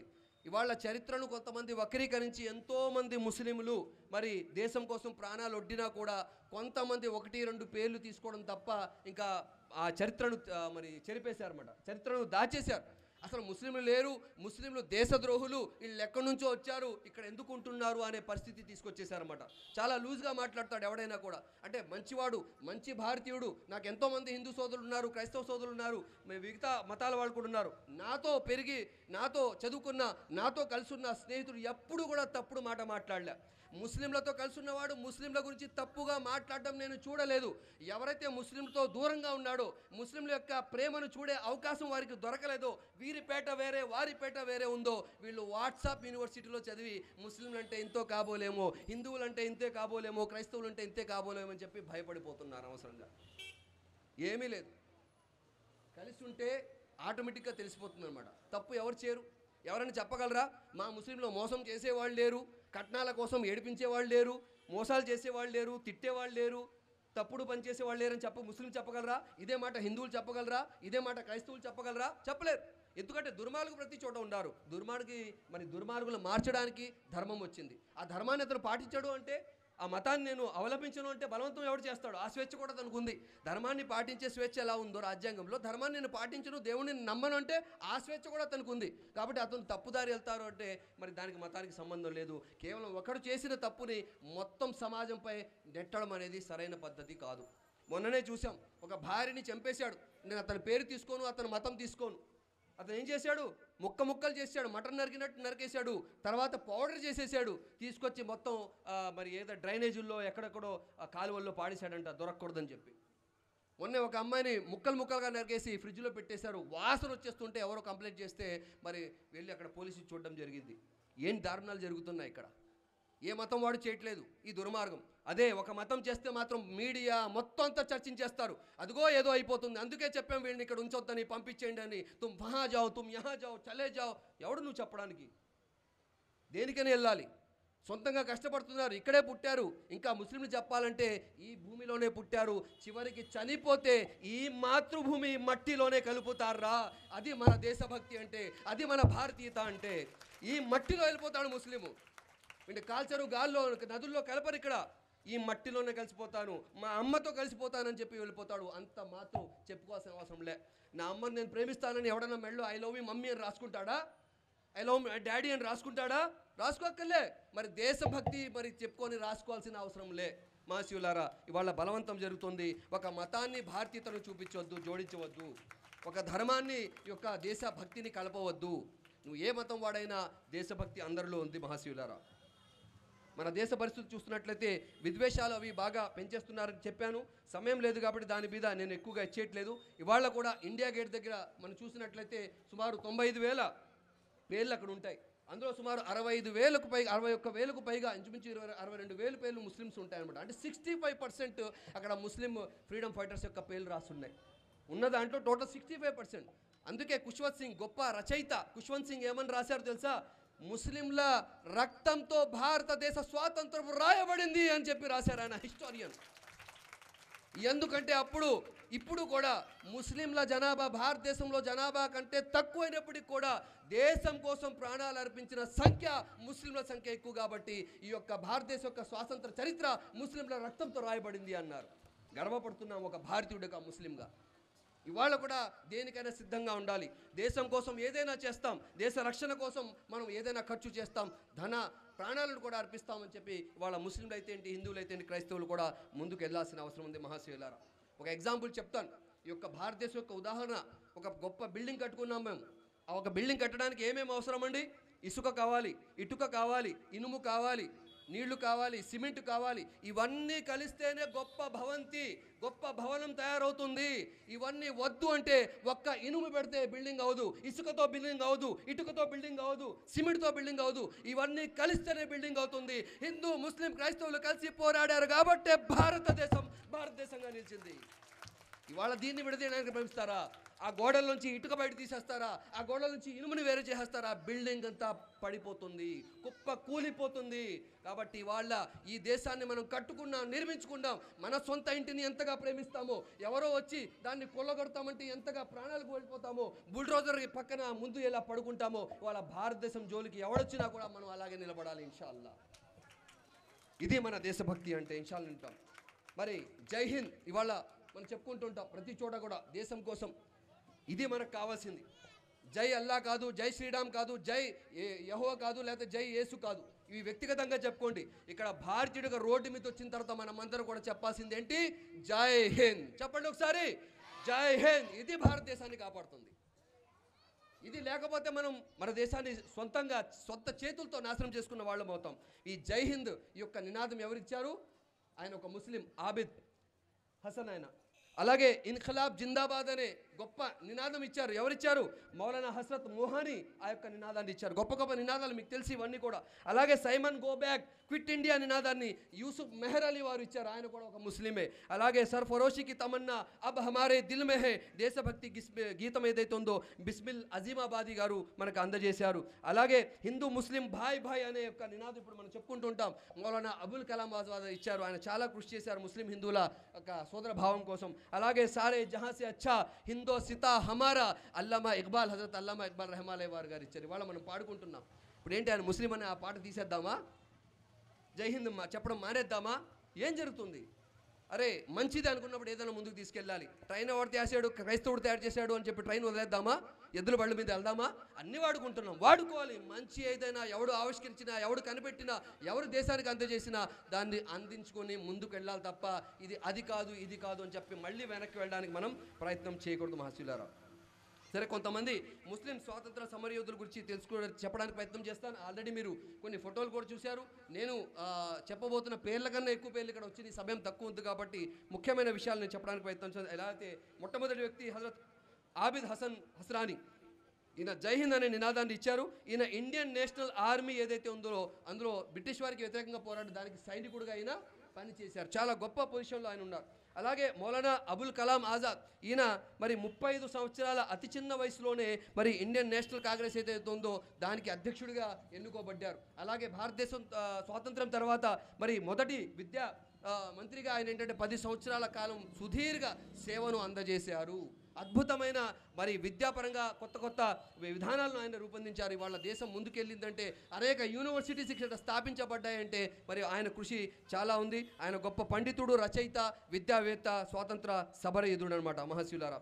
మరి ఆ హిందూ ముస్లింల ఐక్యత కోసం మరి పండిట్ జవహర్లాల్ నెహ్రూతో కలిసి, మహాత్మా గాంధీతో కలిసి ఆయన చాలా కృషి చేశారనమాట. అలాగే మూడో వ్యక్తి సిరాజుద్దౌలా, ఆయన బెంగాల్ నవాబ్. ఆయన మరి ఈస్ట్ ఇండియా కంపెనీకి ఆయన వ్యతిరేకంగా పోరాడారు. ఆయన భవిష్యత్తులో వీళ్ళు వ్యాపారం కోసం వచ్చారు కానీ వీళ్ళు ఇక్కడ ఉండిపోతారు, వీళ్ళ యొక్క సంకల్పం సరిగ్గా లేదు అని ముందే దూరదృష్టితో గమనించి వారిని వ్యతిరేకించిన మరి మొదటి మరి వ్యక్తుల్లో, రాజుల్లో మరి ఎవరున్నారంటే ఆయన మరి సిరాజుద్దౌలా. మరి దుష్ట కుట్రలను అడ్డుకోవడానికి ఆయన అనేక సాహసోపేత చర్యలు తీసుకున్నారు. నాలుగోది మీర్ ఖాసిం అలీ ఖాన్, ఈయన ఒక నవాబు, గొప్ప యోధుడు కూడా. ఈయన బ్రిటిష్ వారికి వ్యతిరేకంగా ఇచ్చేశారు. వారికి ప్రాణాలు, మరి వారి కోసం దేశం కాపాడుకోవడం, వ్యతిరేకంగా పోరాడడం అనేది చాలా గొప్ప విషయం అని చెప్పి మరి ఈస్ట్ ఇండియాకి వ్యతిరేకంగా ఆయన ప్రయత్నించడం జరిగింది. అలాగే హైదర్ అలీ అంటే ఎవరండి? గొప్ప మన మైసూర్ ఎవరైతే ఉన్నారో రాజు టిప్పు సుల్తాన్, షేరే మైసూర్ అంటారు, ఆయన యొక్క తండ్రి గారు. ఈయన కూడా చాలా ముందస్తుగానే ఈ దక్షిణ భారతదేశంలో ఈ యొక్క వ్యాప్తి చెందుతుంది, బ్రిటిష్ వాళ్ళు తమ సామ్రాజ్యాన్ని పటిష్టం చేయడానికి ప్రయత్నం చేస్తున్నారని ముందే గమనించి ఆయన కూడా వారికి వ్యతిరేకంగా అక్కడ మరి చాలా కృషి చేయడం. అందుకే హైదర్ అలీ గారిని దక్షిణ భారతదేశపు నెపోలియన్గా చరిత్ర కీర్తించింది. దక్షిణ భారతదేశపు నెపోలియన్ ఎవరంటే టిప్పు సుల్తాన్ గారి తండ్రి హైదర్ అలీ గారు. ఇది మనం తెలుసుకోవాల్సిన, ఇతరులకు చెప్పాల్సిన అవసరం ఉంది. ఏం చేశారమ్మా అంటే వెనక్కి చూసి మమ్మీ ఏం చేశారని చూడడం కాదు. ఇవన్నీ చెప్తుంది ఎందుకంటే అవసరమైతే రికార్డ్ చేసుకోండి, రాసుకోండి, లేకపోతే గూగుల్ చేయండి. మీ దగ్గర సబ్జెక్ట్ ఉండాలి, మీరు మాట్లాడాలి. లేకపోతే అవతల వాడు ఇలాగే దేశభక్తిని శంకిస్తూనే ఉంటారు, మీరు ఏం చేశారని చెప్తూనే ఉంటారు. వాటర్ పైన ట్యాంక్ నిండి ఉంటే కింద పైప్ ఓపెన్ చేయగానే దబ దబ దబ అని చెప్పి నీళ్ళు వచ్చేస్తాయి. అందులో నీళ్ళు ఏం లేవనుకోండి, కింద ట్యాప్ ఓపెన్ చేస్తే ఏమొస్తుందండి? బుష్ అని గాలి వస్తుందన్నమాట. సబ్జెక్ట్ డెవలప్ చేసుకోండి, మన చరిత్రను తెలుసుకోండి. భారతదేశ చరిత్ర, భారతదేశ పూర్వీకులు మతాలకు అతీతంగా ఎవరెవరు కృషి చేశారో, ముఖ్యంగా ముస్లిం స్వాతంత్ర సంబంధులు ఎంతగా వారు కృషి చేశారో, త్యాగాలు చేశారో మనం తెలుసుకోవాల్సిన, మరి దుర్మార్గులు ఎవరైనా ప్రశ్నిస్తే వారి ముఖాన్ని చెప్పాల్సిన అవసరం ఉంది. ఎందుకంటే కొంతమంది చెడ్డవాళ్ల వల్ల మరి మిగతా వాళ్ళని మనం కూడా ద్వేషించాల్సిన అవసరం లేదు, వారిని దూరం పెట్టాల్సిన అవసరం లేదు. మీరు అందరితో చక్కగా ఉండండి. వాళ్ళు ద్వేషాన్ని వ్యాప్తి చేస్తే మీరు ప్రేమను పంచండి. వారి రాయితో కొడితే మీరు వారి గులాబీతో వారిని సాధారణంగా ఆహ్వానించండి. ఇదే ధర్మం ఇస్లాం నేర్పుతుంది. ఇదే శాంతి సందేశాన్ని ప్రవక్త ముహమ్మద్ సల్లల్లాహు అలైహి వసల్లం చెప్పారు. ప్రేమతో సాధించగలిగింది మరి దేనితో సాధించలేము. మహాప్రవక్త వారు కూడా తన ప్రేమతోనే, క్షమాగుణంతోనే ఆయన సాధించారు. అందుకే ఆయన్ని హృదయాల విజేత అని చెప్పడం జరిగింది. అలాగే టిప్పు సుల్తాన్, మైసూర్ పులిగా ప్రసిద్ధి చెందిన టిప్పు సుల్తాన్, ఈయన పేరు చెప్తే బ్రిటిష్ వాళ్ళకి ప్యాంట్లు తడిచిపోయాయి. టిప్పు సుల్తాన్ వస్తున్నారంటే చరిత్రలో రాయబడింది, ఇది కంగారు పడిపోయారన్నమాట. మరి ఈయన మరి దక్షిణ దేశంలో ఎవరైతే ఉన్నారో ఆ రాజులందరినీ కూడా ఆయన ప్రేరేపించారు. మీరు ఇక్కడ ఉన్నా మీరు ఎందుకు చేస్తున్నారు? వాళ్ళు బ్రిటిష్ వాళ్ళు మన దేశాన్ని మొత్తం కైవసం చేసుకునే పరిస్థితిలో వచ్చేసింది, మీరంతా ఊరుకున్నారేంటి? మరి సామంతులు ఎవరైతే ఉన్నారో అందరినీ కూడా ఆయన మరి ఈ యొక్క విషయంలో ప్రోత్సహించేశారు, దేశభక్తిని ఆయన పెంపొందించడానికి ప్రయత్నం చేశారు. బ్రిటిష్ వారికి వ్యతిరేకంగా మొట్టమొదటిసారి భారతదేశం నుండి ఏదైనా ఐరన్ సీజ్డ్ మరి ర్యాకెట్ని ఉపయోగించిన, కెనాన్ని ఉపయోగించిన ఆ యొక్క గొప్పతనం, ఆ యొక్క అదృష్టం వరకు దక్కింది. ఆ యొక్క సాహసపెత్తమని ఎవరు చేశారంటే టిప్పు సుల్తాన్ చేశారన్నమాట. మొట్టమొదటిసారి వారికి వ్యతిరేకంగా ఆ ర్యాకెట్ని ఉపయోగించి వాళ్ళకి అంటే పరిగెత్తేలా చేశారు మహాశివులారా. మరి చివరగా సామాన్య సైనికుడుగా, తన సైనికులతో కలిసి సామాన్య సైనికుడుగా బ్రిటిష్ వారికి వ్యతిరేకంగా పోరాడుతూ చనిపోయారు. చనిపోయిన తర్వాత మరి టిప్పు సుల్తాన్ ఎక్కడ కనబడలే. ఆయన రాజు ఎలా ఉంటాడో కూడా తెలియదు. సైనికుల్లో ఆయన కూడా సామాన్య సైనికుల్లా పడి ఉన్నాడు. ఆయన ప్రాణం వదిలాడు దేశం కోసం. ఆయన ఎలా వెతకాలి అంటే ఆయన ఖడ్గం ద్వారా ఎదుగో టిప్పు సుల్తాన్ ఇక్కడ ఉన్నారని చెప్పి కనుక్కున్నారు తప్ప నేను రాజుని మీరు వెళ్ళండి రా అని చెప్పి ఆయన చెప్పలే. నేను దేశం కోసం పోరాడతాను రండి అని వెళ్ళారు. That is the leader. ఇవాళ రెచ్చగొట్టేవాడు నువ్వెళ్ళరా, వీడెళ్ళరా, ఆడు మంచివాడు కాదు, వీడి మంచివాడు కాదు, మేము ఇలా ఉండాలి, మేము అలా ఉండాలంటారు. అనేవాడు ఏమైనా వస్తాడా ముందుకి? అనేవాడు తన సంతానాన్ని ఎక్కడన్నా ముందుకు పంపుతాడా? ఎక్కడా పంపడు. వాడు విదేశాలు శుభ్రంగా చదువుకుంటూ ఉంటారు, వాళ్ళు శుభ్రంగా ఎంజాయ్ చేస్తుంటారు. వాళ్ళు దేశం కోసం ఏమీ చేయరు, ఏ గొడవలో రారు. గొడవలో వచ్చేవాళ్ళు ఎవరు? మాలాంటి పేదవాళ్ళు, సామాన్యులు, కేసులు, మరి మరి అనేక రకాలుగా ఇబ్బందులు ఎదుర్కోవడం మనం అనమాట. ఎవరి కోసం, దేనికోసం చేస్తున్నాం? కాబట్టి అనవసరమైన విద్వేషాలకు వెళ్ళకండి. సయ్యద్ మీర్ నిసార్ అలీ కూడా ఈయన వహబీ ఉద్యమాన్ని నడిపించి మరి టీటు మీర్ అనే పేరు తెచ్చుకున్నారు. మరి ఈయన కూడా ఉద్యమాలకి చాలా సహకార ప్రేరణగా నిలిచారు. హాజీ షరీతుల్లా ఈయన కూడా ఒక విప్లవకార్తి, అనేక మరి ఉద్యమాలకు ఆయన స్ఫూర్తిగా ఇచ్చారు. ఫరాజీ ఉద్యమానికి ఈయన మిలిటెంట్గా నాయకత్వం వహించారు. అలాగే గులాం రసూల్ ఖాన్, ఈయన మన తెలుగువాడు, మన కర్నూలు ప్రాంతానికి చెందిన వాడైన ఈయన కూడా గొప్పగా మరి బ్రిటిష్ వారి అధికారులకు చెమటలు పట్టించిన వాడు ఎవరంటే ఈయన రసూల్ ఖాన్. చెమటలు పట్టే అనమాట. వీడిని ఎలా మనం ఎదుర్కోవాలి రసూల్ ఖాన్ని అని చెప్పి వాళ్ళు బ్రిటిష్ వాళ్ళు భయపడిపోయేవారు గొప్ప వాళ్ళు. అలాగే మౌలానా పీర్ అలీ ఖాన్ కూడా ఉన్నారు. మరి బ్రిటిష్ సైనిక వ్యతిరేకంగా దళాన్ని ఏదైతే చేసిందో దాంట్లో ఆయన పనిచేశారు. ఆత్మత్యాగం చేయడం తన దేశంపై ఉన్న ప్రేమకు నిదర్శనం అని చెప్పి ప్రకటించారు. మన ప్రాణాలు అవసరమైతే వదులుకోవడం అనేది దేశం మీద ఉన్న నిజమైన ప్రేమరా అని చెప్పి ఆయన ప్రకటించారు. ఆ విధంగా చేశారు. అలాగే మౌల్వీ అహ్మదుల్లా షా ఫైజాబాదీ కూడా ఉన్నారు. బ్రిటిష్ శిబిరాల్లో భయాందోళనలు పుట్టించారన్నమాట. బ్రిటిష్ క్యాంప్స్ ఏదైతే ఉంటాయో ఎప్పటి నుంచి ఏ పక్క నుంచి విరుచుకుపడతాడో ఈయన అని చెప్పి వాళ్ళు భయపడ్డారు. అలాగే 1957 మరి సైనికుల తిరుగుబాటు ఏదైతే జరిగిందో దానికి కూడా ఆయన దళాలకు మరి బ్రిటిష్ దళాలకు వ్యతిరేకంగా పోరాడారు. అలాగే షేక్ బిఖారీ సాహెబ్ కూడా ఉన్నారు. మరి ఈయన మరి భారతదేశంలో బ్రిటిష్ సామ్రాజ్యాన్ని విస్తరింపజేయాలి అని చెప్పి జనరల్ డల్హౌసీ ఎవడైతే ఉన్నాడో ఆయన డాక్ట్రిన్ ఆఫ్ ల్యాబ్స్ అనే ఏదైతే తీసుకొచ్చాడో ఆ యొక్క విధానానికి వ్యతిరేకంగా గొంతు విప్పారు, విరుచుకుపడ్డారు. ఆ బ్రిటిష్ ఆ కాలంలో గొంతు విప్పడం అంటే తీసుకెళ్ళి జైల్లో వేసేయడమే అనమాట. అర్థమవుతుందండి. ఇవాళ కూడా కొంతమంది ఇలా జరుగుతుంది అలా జరుగుతుందంటే కూడా వాళ్ళు ఎందుకు తీసుకెళ్తున్నారు, కనీసం ఆ కేసు కోర్టుకు కూడా రావట్లేదు, అలా జైల్లోనే పెట్టేస్తున్నారు. చాలామందిని మాట్లాడకూడదు అంటున్నారు. దేశంలో ఇలా జరుగుతుంది కదా అని చెప్పి ఎవరైనా ప్రశ్నిస్తే ఇంకా వాళ్ళు దేశద్రోహులుగా ముద్రేసేస్తున్నారు. ప్రశ్నించడం తప్ప, దేశం ఎటుపోతుందో ఇదేంటి అని అడగడం తప్ప ఎవరైనా అడగొచ్చు. ఆ అధికారం రాజ్యాంగం ఇస్తున్నప్పుడు కాదు అని చెప్పే అధికారం ఎవరికీ లేదు మహాశివులారా.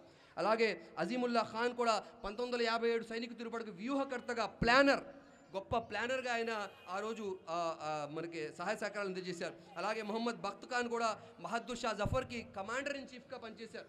ఆ యొక్క విజయాలు సాధించడానికి ఈయన చాలా అద్భుతమైన మరి సహాయ సహకారాలు అందజేశారు. అలాగే బహదూర్ షా జఫర్ మొదటి స్వాతంత్ర సమరానికి నాయకత్వం వహించారు ఆయన. ఆయన జైలులో 1862లో బ్రిటిష్ వారికి వ్యతిరేకంగా పోరాడారని చెప్పి జైల్లో పెట్టేశారు. ఆయన జైలులోనే శ్వాస విడిచారు తప్ప బ్రిటిష్ వాళ్ళు కాళ్ళు పట్టుకొని నన్ను క్షమించండి అని చెప్పి బయటకు వచ్చిన వాళ్ళలో ఏ ముస్లిం కూడా లేడు.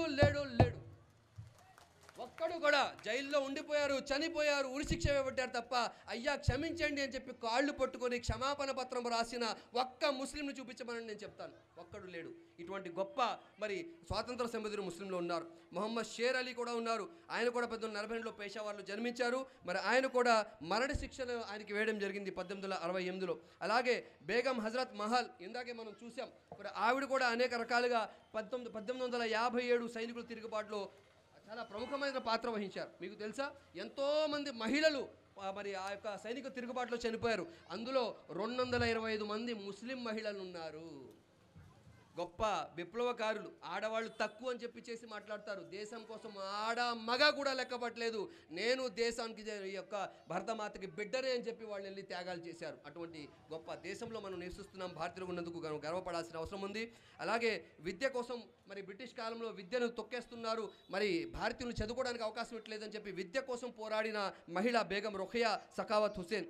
అలాగే ఖాన్ అబ్దుల్ గఫార్ ఖాన్, ఈయన ఫ్రంటియర్ గాంధీ అంటారు. ఈయన చాలా గాంధీ గారి యొక్క అహింస సిద్ధాంతాలు ఏదైతే ఉన్నాయో వాటిని పాటిస్తూ హిందూ ముస్లింల ఐక్యత కోసం ఆయన ప్రయత్నం చేయడం జరిగింది. అలాగే సయ్యద్ అహ్మద్ ఖాన్, ఈయన కూడా విద్య కోసం, సామాజిక అభివృద్ధి కోసం బ్రిటిష్ వారితో పోరాడి ఇచ్చేశారు. ఏదైతే అలీగఢ్ ముస్లిం విశ్వవిద్యాలయం ఉందో ఆ యూనివర్సిటీని స్థాపించింది కూడా ఈయనే. అష్ఫాకుల్లా ఖాన్, ఈయన 1925లో జరిగిన కాకోరి రైల్వే దోపిడీలో అక్కడ భాగస్వామ్యం తీసుకున్నారు. స్వాతంత్ర ఉద్యమానికి కావాల్సిన నిధులు సమకూర్చడానికి ప్రత్యేక పాత్రను ఆయన పోషించారు. అలాగే మౌల్వీ సయ్యద్ అలావుద్దీన్ గారు ఉన్నారు. అలాగే చాలామంది వీళ్ళంతా ఉన్నారు. 25 సంవత్సరాల దుర్భర ఖైదు జీవితాన్ని, జైలు జీవితాన్ని అనుభవించి ఆయన తుది శ్వాస అక్కడ జైలులో వీడడం జరిగింది. ఇలా మనం చెప్పుకుంటూ పోతే సమయం దొరకదు. ఆ చెప్పేంత సాహసం కూడా నేను చేయను, అంత సమయం కూడా లేదు. కాబట్టి అందరూ విద్యావంతులే కాబట్టి అందరి చేతుల్లో కూడా ఫోన్ ఉంది కాబట్టి గూగుల్ చేసి Muslim freedom fighters fought for the country అని చెప్పి మీరు కొట్టినట్లయితే ఆటోమేటిక్గా వాళ్ళ డీటెయిల్స్, వాళ్ళు ఎంతమంది వచ్చారు, అలాగే వాళ్ళు ఏం కృషి చేశారనేది కూడా మీకు వస్తుంది. కాబట్టి ఈ నాలెడ్జ్ పిల్లలకి ఇవ్వడానికి ప్రయత్నం చేయండి. అలాగే హిందూ ముస్లింల పరస్పర ప్రేమ, వీళ్ళంతా కలిసి పనిచేశారు. అటువంటి కొన్ని ఉదాహరణలు చెప్పి నా యొక్క విషయాన్ని ముగించడానికి ప్రయత్నం చేస్తాను. ఖిలాఫత్ ఉద్యమం జరిగింది. నాన్ కోఆపరేషన్ ఉద్యమంలో కూడా చాలామంది మౌలానా అబుల్ కలాం ఆజాద్ గారు చాలా పాత్ర పోషించి ముస్లింని, హిందువుల్ని ఒక వేదిక మీద తీసుకొచ్చే ఘనత గాంధీ గారికిను మౌలానా అబుల్ కలాం ఆజాద్ గారికి ఉంది. అలాగే 1957 ఏదైతే సైనికుల తిరుగుబాటు జరిగిందో అందులో మంగల్ పాండే హిందూ సిపాయి, అలాగే బహదూర్ షా జఫర్ ముఘల్ చక్రవర్తి ఆధ్వర్యంలో ఐక్యంగా వాళ్ళు కలిసి ప్రతిఘటించారు. నువ్వు హిందీ కదా, నేను ఇలా వస్తాను, నువ్వు ముస్లిం కదా, అలారా అని చెప్పి చెప్పుకోలేదు. మనమంతా కూడా వాళ్ళకి వ్యతిరేక, వాళ్ళు మన శత్రువులు అంతే, మనమంతా కలిసి పోరాడాలని వాళ్ళు పోరాటం చేశారు. అలాగే కాకోరి రైలు దోపిడీ కూడా చెప్పాను. అష్ఫాకుల్లా ఖాన్ రామ్ ప్రసాద్ బిస్మిల్, వీళ్ళిద్దరు కూడా స్నేహితులే. వీళ్ళిద్దరూ కలిసి ఆ దొంగతనానికి పాల్పడ్డారు. దేశం కోసం వాళ్ళు కూడా మతం చూడలేదు, మనమంతా భారతీయులు మనం వాళ్ళు చూసుకున్నారు. అలాగే ఖుదాయ్ ఖిద్మత్ గారు ఉద్యమంలో కూడా ఖాన్ అబ్దుల్ గఫార్ ఖాన్ గాంధీజీతో కలిసి అక్కడ పనిచేయడం జరిగింది. అనేక స్వదేశీ ఉద్యమాల్లో కూడా వాళ్ళు పాలు పంచుకోవడం జరిగింది. చివరికి ఝాన్సీ లక్ష్మీబాయి మహిళ చాలా గొప్ప, అందరికీ మనకు తెలుస్తుంది. గుర్రం మీద ఆవిడ బిడ్డను కట్టుకుని ఉంటారు. కానీ ఆవిడ వెనుకుండి ఆవిడకి నీడలా ఉండి కూడా ఎవరైతే చేశారో ఆవిడ ఉమ్మాది బేగం, ఉమ్దా బేగం, ముందార్ బేగం అని కూడా అంటారు. ఆవిడ ప్రముఖ పాత్ర వహించారు. ఆవిడ ఝాన్సీ బాయికి నీడలా ఉన్నారు. ఆమె కోట కాపాడడానికి, ఆమె గొప్ప రాణిగా మరి పేరు ప్రఖ్యాతులు మరి ఖ్యాతించడానికి మరి రావడానికి ప్రధాన కారణం ఈ యొక్క మరి ముందార్ బేగం కూడా ఉన్నారు. చరిత్ర చూడండి, కేవలం ఝాన్సీ బాయి గురించి మాట్లాడుకుంటాం, కానీ ఆవిడ పక్కనే మరి సైడ్ యాక్టర్గా ఎవరున్నారు అంటే ముందార్ బేగం ఉన్నారు. మహాశివులారా, అలా వాళ్ళు చాలా రకాలుగా కృషి చేశారు కాబట్టి ఈ యొక్క స్వాతంత్రం మనకు వచ్చింది. మరి చివరగా మరి ఏ స్ఫూర్తితో హిందూ, ముస్లిం, సిక్, ఇసాయి అనే భేదభావాలు లేకుండా వాళ్ళంతా కలిసి మరి భారతదేశం మేము భారతీయులు అని చెప్పే స్ఫూర్తితో దేశ స్వాతంత్రం కోసం ప్రాణాలు వదిలి మరి త్యాగాలు చేసి డబ్బైనా, వాళ్ళ యొక్క టాలెంట్ అయినా, స్కిల్స్ అయినా, అనేక అవసరమైతే జైలుకైనా వెళ్ళారు, ప్రాణాలైనా వదిలారు. ఎందుకు అంటే భారతీయులు. అదే స్ఫూర్తితో ఇవాళ మనం కూడా ముందుకు వెళ్ళాల్సిన అవసరం ఉంది. అందరూ కలిసి ఇందాక అన్నట్టు బిల్డింగ్ కట్టి తర్వాత ఎవరిదాడు నాకు తీసుకుంటానంటే ఆ బిల్డింగ్ ఏమవుద్ది? బిల్డింగ్ కట్టాలి అని పిలుపునిచ్చాను నేను.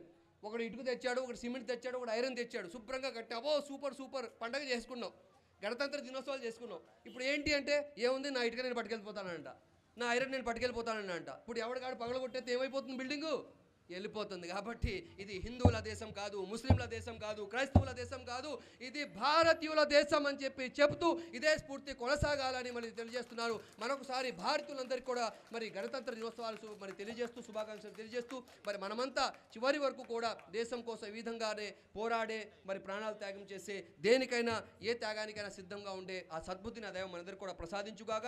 దుష్ట శక్తుల నుండి, మత రాజకీయాల నుండి, కుట్ర రాజకీయాల నుండి దేశాన్ని, మనల్ని, ప్రతి ఒక్కరిని కూడా కాపాడుగాక. ఈ దేశాన్ని మనం ఆధ్యాత్మికంగా, విద్యాపరంగా, సాంకేతికంగా, వైజ్ఞానికంగా ప్రపంచ స్థాయిలో, ఉన్నత స్థాయిలో ఉంచే సద్బుద్ధిని ప్రతి వాడికి కూడా ఆ దైవం ప్రసాదించుగాక. రబ్బనా ఆతినా ఫిద్ దునియా హసనతన్ వఫిల్ ఆఖిరతి హసనతన్ వఖినా అజాబన్నార్ బిరహ్మతిక యా అర్హమర్ రాహిమీన్ వస్సలాముల్ ముర్సలీన్ వల్హమ్దులిల్లాహి రబ్బిల్ ఆలమీన్. జై హింద్. సెకండ్లో చచ్చిపోతాం, చాయిస్ నీది. ఏం కావాలని అడిగారట. ఏమంటాడు? చావు కన్ఫర్మ్ కదా. ఏమన్నాడు? పాముతో కాటించేయండి అన్నాడు. ఎర్లీ మార్నింగ్ అయింది, ఆయన తీసుకొచ్చారు, గుడ్డ, నల్లగుడ్డ కప్పేశారు ముఖం మీద. వాళ్ళు ఏం చేశారు తెలుసా? పాము తీసుకురాలే, చిన్న సూది తీసుకొచ్చి చేతికి గుచ్చారు, చచ్చిపోయాడు. పోస్ట్ మార్టం చేస్తే ఆశ్చర్యం వేస్తుంది మీకు, రియల్గా జరిగింది. పోస్ట్ మార్టం చేస్తే అతని శరీరంలో విషం ఉంది అంటే మెదడు విషాన్ని కూడా జనరేట్ చేసేసింది అనమాట. అదిగో పాము కాటింది, అమ్మో విషం ఎక్కేసింది అని అనుకున్నాడు, ఆటోమేటిక్గా బాడీ జనరేట్ చేసేసింది అనమాట. మనం ఏదైతే ఆలోచిస్తామో అదే మనం అవుతాం. భారతదేశం మంచిది, మన వాళ్ళందరూ మంచి అని చెప్పి చూడితే అంతా మంచిగానే కనిపిస్తుంది. అబ్బో ఎవడో ఏదో చేసేస్తాడని ఎవడో వచ్చిన కాకమ్మ కబుర్లు వింటే ప్రతి వాడితో, మన నీడతో కూడా మనం భయపడే అవకాశం వచ్చేస్తుంది అనమాట. సో భయాన్ని వాడుకుంటున్నారు, అబద్ధతా భావానికి పెట్టేస్తున్నారు అనమాట. ఇన్ని సంవత్సరాలు, ఇన్ని దశాబ్దాల కాలంలో ఎవరికి ఏమి చేయనప్పుడు మనం ఏమి భయపడాల్సిన అవసరం లేదు. దుర్మార్గుడు ఎవడైనా, నేరస్తుడు ఎవడైనా, వాడికి మతం ఉండదు, వాడి మతానికి సంబంధం లేదు. ప్రతి మతం కూడా, ప్రతి ధర్మం కూడా మంచినే బోధిస్తుంది, అహింస విధానాన్నే బోధిస్తుంది. కాబట్టి ఆ మనం కూడా మరి గౌరవిస్తూ నమ్మకంతో ముందుకు వెళ్ళాల్సిన అవసరం ఉంది. మరి ఈ సందర్భంగా మరి డాక్టర్ బిఆర్ అంబేద్కర్, బాబాసాహెబ్ అంబేద్కర్ గారిని కూడా మనం గుర్తు చేసుకోవాల్సిన అవసరం ఉంది. ఆయనకి రాజ్యాంగ పితామహుడు అంటారు. చాలా అద్భుతమైన మరి అర్థవంతమైన రాజ్యాంగాన్ని ఆయన తన కమిటీతో కలిసి రాశారు. చాలామంది కృషి చేశారు, అందులో మహిళలు కూడా ఉన్నారు, అన్ని మతాల వాళ్ళు కూడా ఉన్నారు, ప్రత్యేక కీ రోల్ ప్లే చేసిన వాళ్ళు కూడా ఉన్నారు.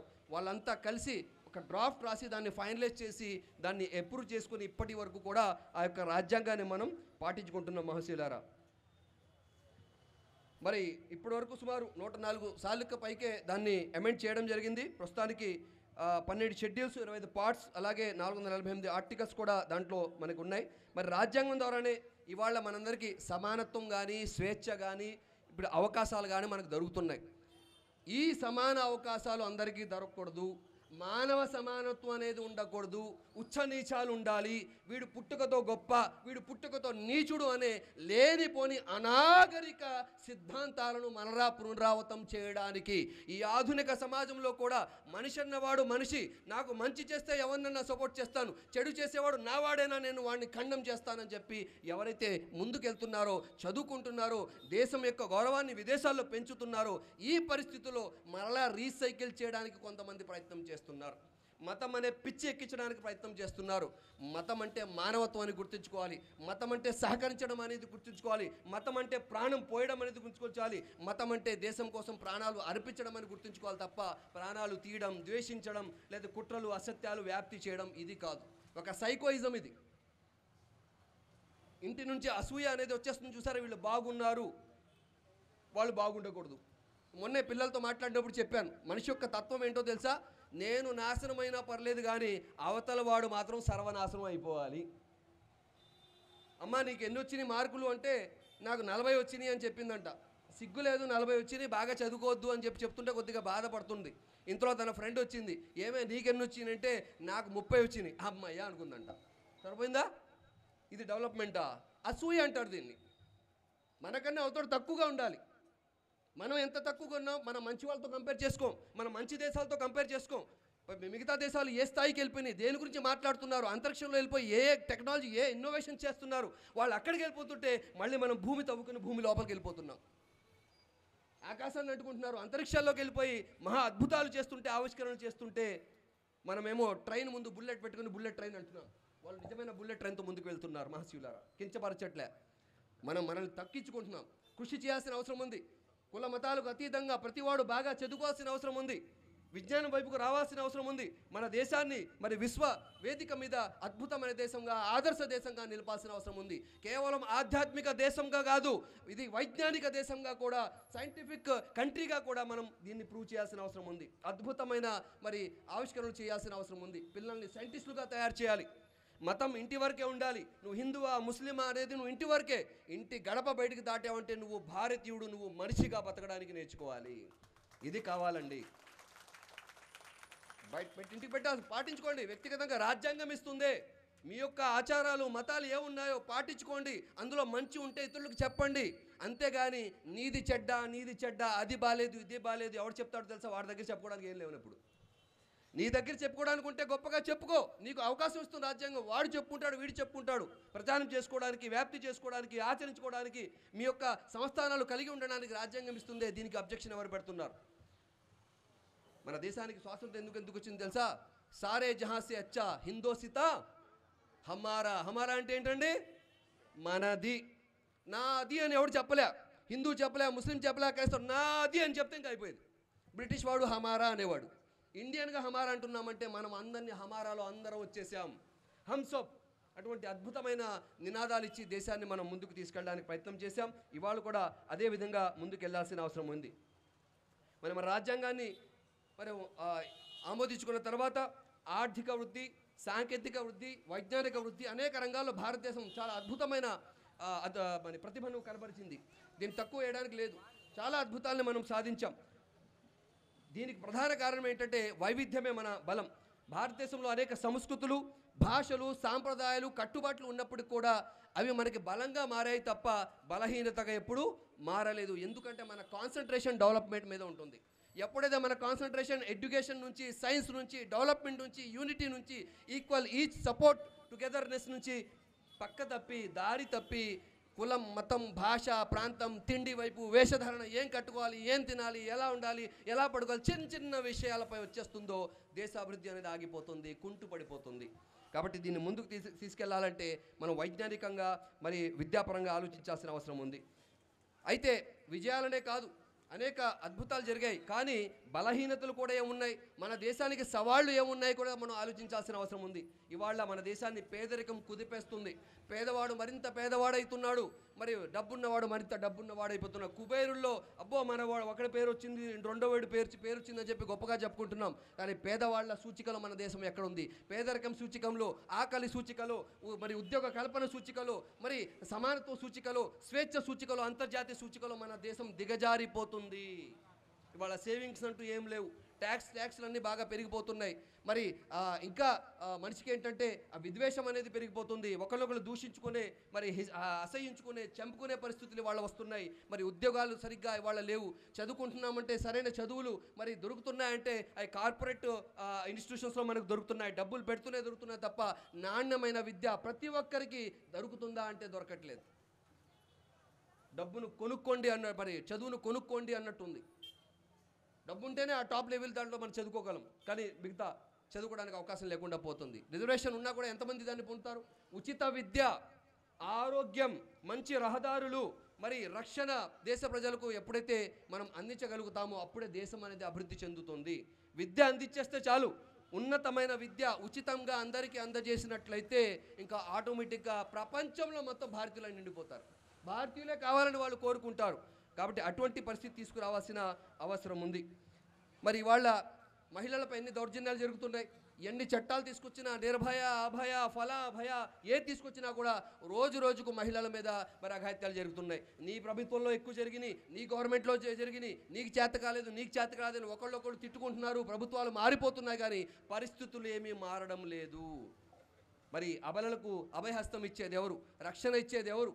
మరి అశ్లీలం బాగా పెరిగిపోతుంది, డ్రగ్స్ పెరిగిపోతున్నాయి, మద్యం పెరిగిపోతుంది. ఇంటి నుంచి కాలేజీకి, స్కూల్కి చదువుకోవడానికి వెళ్ళిన అమ్మాయి తిరిగి సాయంత్రం వచ్చేదాకా మరి తల్లిదండ్రులకు మరి గుండె దడాను కొట్టుకుంటుంది. ఏమవుతుందో, ఎక్కడికి వెళ్తారో, ఏ వ్యసనాలకు బాధపడిపోతారో, ఎవరు ఎత్తుకెళ్ళిపోతారో, ట్రాఫికింగ్. మరి అంతర్జాతీయంగా ఇక్కడ భారతదేశంలో మహిళల్ని మరి వేరే పరిస్థితులకు తీసుకెళ్ళిపోతున్నారు. అది చాలా బాధాకరమైన విషయం అన్నమాట. మరి ఇవన్నీ సవాళ్ళు ఉన్నాయి కదా. కేవలం కళ్ళు మూసుకుని పాలు తాగి నన్ను ఎవరు చూడట్లేదంటే కుదరదు. మన యొక్క లోపాలు, బలహీనతలు ఎక్కడ ఉన్నాయో మాట్లాడి దీనికి బాధ్యత ఎవరు, దీన్ని ఎలా మనం మరి సరిదిద్దుకోవాలి, సంస్కరించుకోవాలి, మన దేశాన్ని ముందుకు తీసుకెళ్లాలో మనం ఆలోచించాల్సిన అవసరం ఉంది. మాసీలరా, మరి స్వాతంత్ర సమరయోధులు అంటే మహాత్మా గాంధీ గుర్తుకొస్తారు, జవహర్లాల్ నెహ్రూ గుర్తుకొస్తారు, మరి కొంతమంది వల్లభాయ్ పటేల్ లాంటి వాళ్ళు, మౌలానా అబుల్ కలాం ఆజాద్ లాంటి వాళ్ళు గుర్తుకొస్తారు. స్త్రీలలో చూసుకున్నట్లయితే ఝాన్సీ లక్ష్మీబాయి గుర్తుకొస్తారు, ప్రీతిలత వడ్డేదార్, అలాగే సరోజిని నాయుడు, కొంతమంది గుర్తుకొస్తారు. కానీ అసంఖ్యాకమైన అనేక మంది మరి మహిళలు, పురుషులు ఈ యొక్క భారతదేశ స్వాతంత్ర సమరంలో పాల్గొన్నారు. మరి ఇవాళ ప్రత్యేకంగా ఈ యొక్క మన అంశం పెట్టాం. ఏం పెట్టామండి? ముస్లిం స్వాతంత్ర సమరయోధులు. ఇదేంటండి స్వాతంత్ర సమరయోధులు అంటే? ఇంకా మతం చూస్తారా అందులో అనొచ్చు. ఎందుకు చూడాల్సి వస్తుంది? దాని తర్వాత మళ్ళీ ఇంకో మాట ఎందుకు రాశాం? భిన్నత్వంలో ఏకత్వం యొక్క ప్రాముఖ్యత ఏంటి, ఎందుకు అవసరం? ఎందుకంటే అదే నిలబెట్టింది కాబట్టి. ఇవాళ చరిత్రను కొంతమంది వక్రీకరించి ఎంతోమంది ముస్లింలు మరి దేశం కోసం ప్రాణాలు ఒడ్డినా కూడా కొంతమంది 1-2 పేర్లు తీసుకోవడం తప్ప ఇంకా ఆ చరిత్రను మరి చెరిపేశారన్నమాట. చరిత్రను దాచేశారు. అసలు ముస్లింలు లేరు, ముస్లింలు దేశద్రోహులు, వీళ్ళు ఎక్కడి నుంచో వచ్చారు, ఇక్కడ ఎందుకు ఉంటున్నారు అనే పరిస్థితి తీసుకొచ్చేసారన్నమాట. చాలా లూజ్గా మాట్లాడతాడు ఎవడైనా కూడా. అంటే మంచివాడు, మంచి భారతీయుడు, నాకు ఎంతోమంది హిందూ సోదరులు ఉన్నారు, క్రైస్తవ సోదరులు ఉన్నారు, మిగతా మతాల వాళ్ళు కూడా ఉన్నారు, నాతో పెరిగి, నాతో చదువుకున్న, నాతో కలిసి ఉన్న స్నేహితుడు ఎప్పుడు కూడా తప్పుడు మాట మాట్లాడలే. ముస్లింలతో కలిసి ఉన్నవాడు ముస్లింల గురించి తప్పుగా మాట్లాడడం నేను చూడలేదు. ఎవరైతే ముస్లింలతో దూరంగా ఉన్నాడో, ముస్లింల యొక్క ప్రేమను చూడే అవకాశం వారికి దొరకలేదో, వీరి పేట వేరే, వారి పేట వేరే ఉందో, వీళ్ళు వాట్సాప్ యూనివర్సిటీలో చదివి ముస్లింలు అంటే ఇంతో కాబోలేమో, హిందువులు అంటే ఇంతే కాబోలేమో, క్రైస్తవులు అంటే ఇంతే కాబోలేమో అని చెప్పి భయపడిపోతున్నారు అవసరంగా. ఏమీ లేదు, కలిసి ఉంటే ఆటోమేటిక్గా తెలిసిపోతుంది అనమాట. తప్పు ఎవరు చేయరు? ఎవరైనా చెప్పగలరా? మా ముస్లింలో మోసం చేసేవాళ్ళు లేరు, కట్నాల కోసం ఏడిపించేవాళ్ళు లేరు, మోసాలు చేసేవాళ్ళు లేరు, తిట్టేవాళ్ళు లేరు, తప్పుడు పని చేసేవాళ్ళు లేరని ముస్లిం చెప్పగలరా? ఇదే మాట హిందువులు చెప్పగలరా? ఇదే మాట క్రైస్తవులు చెప్పగలరా? చెప్పలేరు. ఎందుకంటే దుర్మార్గులు ప్రతి చోట ఉన్నారు. దుర్మార్గులు మార్చడానికి ధర్మం వచ్చింది. ఆ ధర్మాన్ని అతను పాటించాడు అంటే, ఆ మతాన్ని నేను అవలంబించను అంటే బలవంతం ఎవడు చేస్తాడు? ఆ స్వేచ్ఛ కూడా తనకు ఉంది. ధర్మాన్ని పాటించే స్వేచ్ఛ ఎలా ఉందో రాజ్యాంగంలో, ధర్మాన్ని నేను పాటించను, దేవుడిని నమ్మను అంటే ఆ స్వేచ్ఛ కూడా తనకు ఉంది. కాబట్టి అతను తప్పుదారి వెళ్తారు అంటే మరి దానికి మతానికి సంబంధం లేదు. కేవలం ఒకడు చేసిన తప్పుని మొత్తం సమాజంపై నెట్టడం అనేది సరైన పద్ధతి కాదు. మొన్ననే చూసాం, ఒక భార్యని చంపేశాడు. నేను అతని పేరు తీసుకోను, అతని మతం తీసుకోను. అతను ఏం చేశాడు? ముక్కలు చేశాడు, మటన్ నరికినట్టు నరికేశాడు, తర్వాత పౌడర్ చేసేసాడు, తీసుకొచ్చి మొత్తం మరి ఏదో డ్రైనేజీల్లో ఎక్కడెక్కడో కాలువల్లో పాడేశాడంట దొరకకూడదని చెప్పి. మొన్నే ఒక అమ్మాయిని ముక్కలుగా నరికేసి ఫ్రిడ్జ్లో పెట్టేశారు. వాసన వచ్చేస్తుంటే ఎవరో కంప్లైంట్ చేస్తే మరి వెళ్ళి అక్కడ పోలీసులు చూడడం జరిగింది. ఏం దారుణాలు జరుగుతున్నాయి ఇక్కడ. ఏ మతం వాడు చేయట్లేదు ఈ దుర్మార్గం. అదే ఒక మతం చేస్తే మాత్రం మీడియా మొత్తం అంతా చర్చించేస్తారు. అదిగో ఏదో అయిపోతుంది, అందుకే చెప్పాం వీళ్ళని ఇక్కడ ఉంచొద్దని, పంపించేయండి అని. తుమ్ వహా జావ్, తుమ్ యహా జావ్, చలే జావ్. ఎవడు నువ్వు చెప్పడానికి? దేనికైనా వెళ్ళాలి. సొంతంగా కష్టపడుతున్నారు, ఇక్కడే పుట్టారు. ఇంకా ముస్లింలు చెప్పాలంటే ఈ భూమిలోనే పుట్టారు, చివరికి చనిపోతే ఈ మాతృభూమి మట్టిలోనే కలుపుతారా. అది మన దేశభక్తి అంటే, అది మన భారతీయత అంటే. ఈ మట్టిలో వెళ్ళిపోతాడు ముస్లిము. అంటే కాల్చరు, గాల్లో, నదుల్లో కలపరు. ఇక్కడ ఈ మట్టిలోనే కలిసిపోతాను, మా అమ్మతో కలిసిపోతానని చెప్పి వెళ్ళిపోతాడు. అంత మాత్రం చెప్పుకోవాల్సిన అవసరం లే. నా అమ్మని నేను ప్రేమిస్తానని ఎవడన్నా మెళ్ళో ఐ లవ్ యూ మమ్మీ అని రాసుకుంటాడా? ఐ లవ్ డాడీ అని రాసుకుంటాడా? రాసుకోక్కర్లే. మరి దేశభక్తి మరి చెప్పుకొని రాసుకోవాల్సిన అవసరం లే. మహాశివులారా, ఇవాళ బలవంతం జరుగుతుంది. ఒక మతాన్ని భారతీయతను చూపించవద్దు, జోడించవద్దు. ఒక ధర్మాన్ని యొక్క దేశభక్తిని కలపవద్దు. నువ్వు ఏ మతం వాడైనా దేశభక్తి అందరిలో ఉంది మహాశివులారా. మన దేశ పరిస్థితి చూస్తున్నట్లయితే విద్వేషాలు అవి బాగా పెంచేస్తున్నారని చెప్పాను. సమయం లేదు కాబట్టి దాని మీద నేను ఎక్కువగా ఇచ్చేయట్లేదు. ఇవాళ కూడా ఇండియా గేట్ దగ్గర మనం చూసినట్లయితే సుమారు 95,000 పేర్లు అక్కడ ఉంటాయి. అందులో సుమారు 65,000కు పైగా 61,000కు పైగా ఇంచుమించు 62,000 పేర్లు ముస్లిమ్స్ ఉంటాయన్నమాట. అంటే 65% అక్కడ ముస్లిం ఫ్రీడమ్ ఫైటర్స్ యొక్క పేర్లు రాస్తున్నాయి. ఉన్న దాంట్లో టోటల్ 65%. అందుకే ఖుష్వంత్ సింగ్ గొప్ప రచయిత ఖుష్వంత్ సింగ్ ఏమని రాశారు తెలుసా? ముస్లింల రక్తంతో భారతదేశ స్వాతంత్రం రాయబడింది అని చెప్పి రాశారు ఆయన, హిస్టోరియన్. ఎందుకంటే ఇప్పుడు కూడా ముస్లింల జనాభా భారతదేశంలో జనాభా కంటే తక్కువైనప్పటికీ కూడా దేశం కోసం ప్రాణాలు అర్పించిన సంఖ్య ముస్లింల సంఖ్య ఎక్కువ. కాబట్టి ఈ యొక్క భారతదేశం యొక్క స్వాతంత్ర చరిత్ర ముస్లింల రక్తంతో రాయబడింది అన్నారు. గర్వపడుతున్నాం ఒక భారతీయుడిగా, ముస్లింగా. ఇవాళ కూడా దేనికైనా సిద్ధంగా ఉండాలి. దేశం కోసం ఏదైనా చేస్తాం, దేశ రక్షణ కోసం మనం ఏదైనా ఖర్చు చేస్తాం, ప్రాణాలను కూడా అర్పిస్తామని చెప్పి ఇవాళ ముస్లింలు అయితే ఏంటి, హిందువులు అయితే ఏంటి, క్రైస్తవులు కూడా ముందుకు వెళ్ళాల్సిన అవసరం ఉంది మహాశివులారా. ఒక ఎగ్జాంపుల్ చెప్తాను. ఈ యొక్క భారతదేశం యొక్క ఉదాహరణ, ఒక గొప్ప బిల్డింగ్ కట్టుకున్నాం మేము. ఆ ఒక బిల్డింగ్ కట్టడానికి ఏమేమి అవసరం అండి? ఇసుక కావాలి, ఇటుక కావాలి, ఇనుము కావాలి, నీళ్లు కావాలి, సిమెంట్ కావాలి. ఇవన్నీ కలిస్తేనే గొప్ప భవనం తయారవుతుంది. ఇవన్నీ వద్దు అంటే ఒక్క ఇనుము పెడితే బిల్డింగ్ అవదు, ఇసుకతో బిల్డింగ్ అవదు, ఇటుకతో బిల్డింగ్ అవదు, సిమెంట్తో బిల్డింగ్ అవదు. ఇవన్నీ కలిస్తేనే బిల్డింగ్ అవుతుంది. హిందూ ముస్లిం క్రైస్తవులు కలిసి పోరాడారు కాబట్టే భారతదేశంగా నిలిచింది. ఇవాళ దీన్ని విడదీయడానికి ప్రయత్నిస్తారా? ఆ గోడల నుంచి ఇటుక బయట తీసేస్తారా? ఆ గోడల నుంచి ఇనుముని వేరే చేసేస్తారా? బిల్డింగ్ అంతా పడిపోతుంది, కుప్ప కూలిపోతుంది. కాబట్టి వాళ్ళ ఈ దేశాన్ని మనం కట్టుకున్నాం, నిర్మించుకున్నాం. మన సొంత ఇంటిని ఎంతగా ప్రేమిస్తామో, ఎవరో వచ్చి దాన్ని కొల్లగొడతామంటే ఎంతగా ప్రాణాలకు వెళ్ళిపోతామో, బుల్డోజర్ పక్కన ముందు ఎలా పడుకుంటామో, వాళ్ళ భారతదేశం జోలికి ఎవడొచ్చినా కూడా మనం అలాగే నిలబడాలి ఇన్షాల్లా. ఇది మన దేశభక్తి అంటే ఇన్షాల్లా ఉంటాం.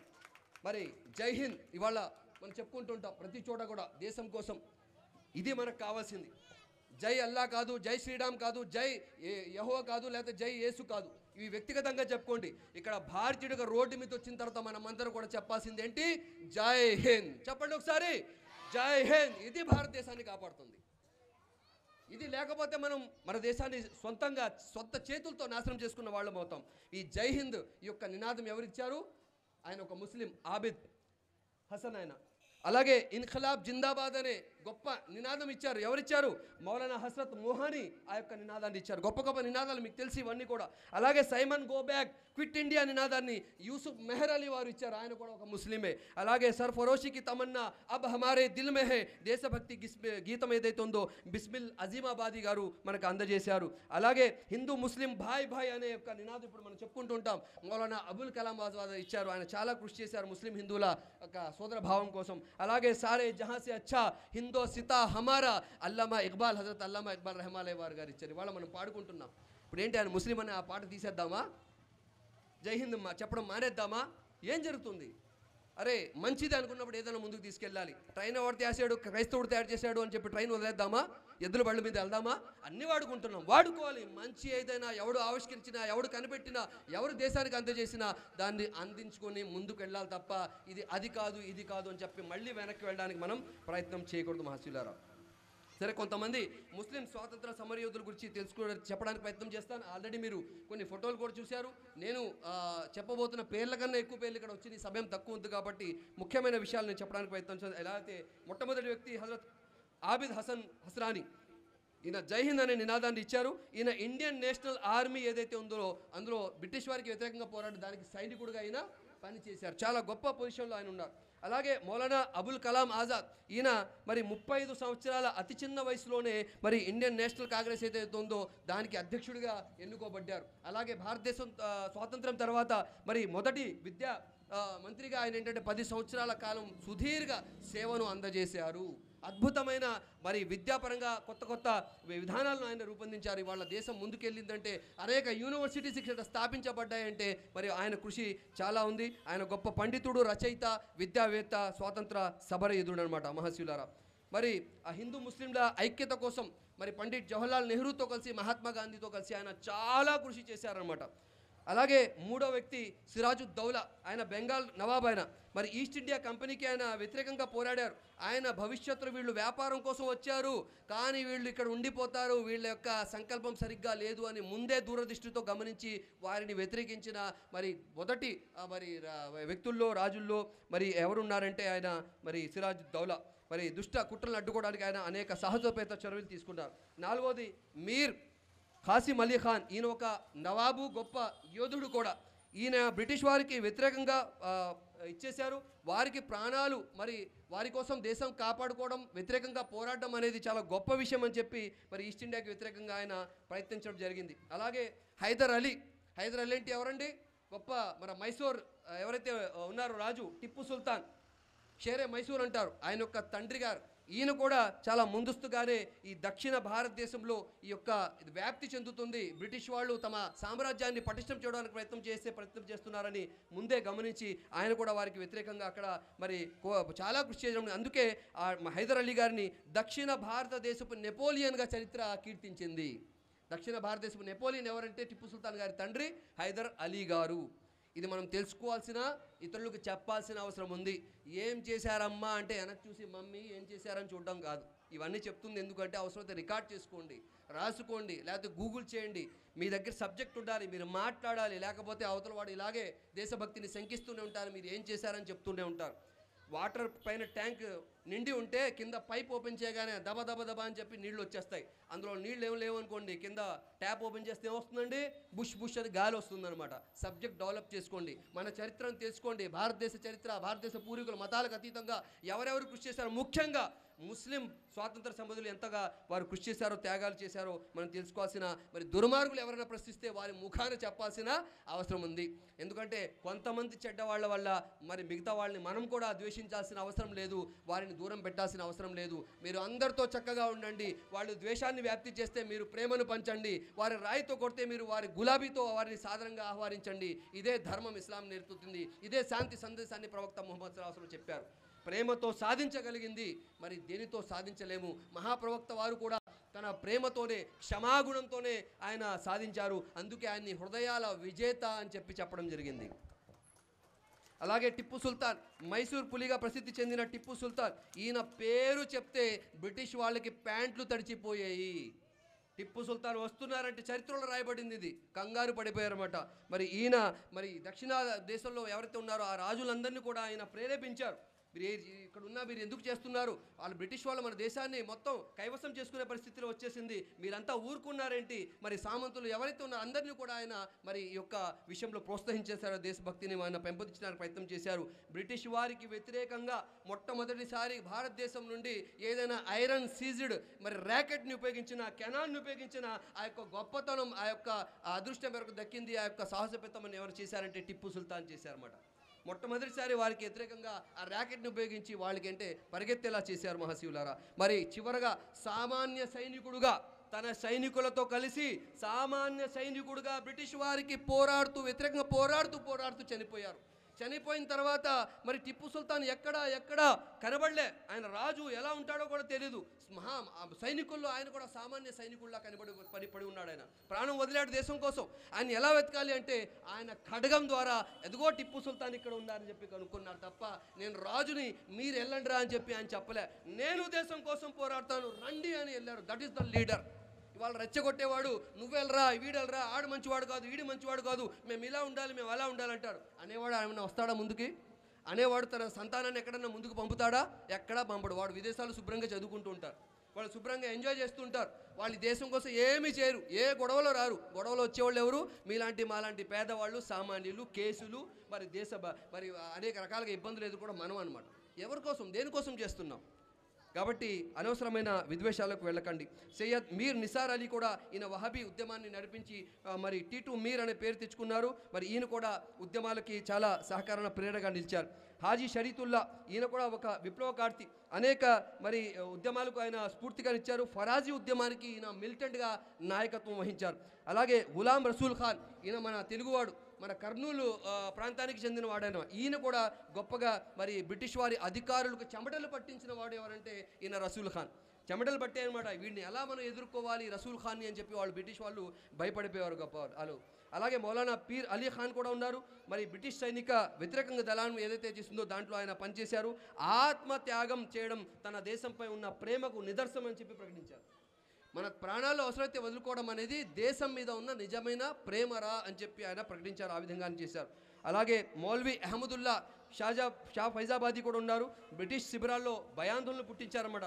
బ్రిటిష్ క్యాంప్స్ ఏదైతే ఉంటాయో ఎప్పటి నుంచి ఏ పక్క నుంచి విరుచుకుపడతాడో ఈయన అని చెప్పి వాళ్ళు భయపడ్డారు. అలాగే 1957 మరి సైనికుల తిరుగుబాటు ఏదైతే జరిగిందో దానికి కూడా ఆయన దళాలకు మరి బ్రిటిష్ దళాలకు వ్యతిరేకంగా పోరాడారు. అలాగే షేక్ బిఖారీ సాహెబ్ కూడా ఉన్నారు. మరి ఈయన మరి భారతదేశంలో బ్రిటిష్ సామ్రాజ్యాన్ని విస్తరింపజేయాలి అని చెప్పి జనరల్ డల్హౌసీ ఎవడైతే ఉన్నాడో ఆయన డాక్ట్రిన్ ఆఫ్ ల్యాబ్స్ అనే ఏదైతే తీసుకొచ్చాడో ఆ యొక్క విధానానికి వ్యతిరేకంగా గొంతు విప్పారు, విరుచుకుపడ్డారు. ఆ బ్రిటిష్ ఆ కాలంలో గొంతు విప్పడం అంటే తీసుకెళ్ళి జైల్లో వేసేయడమే అనమాట.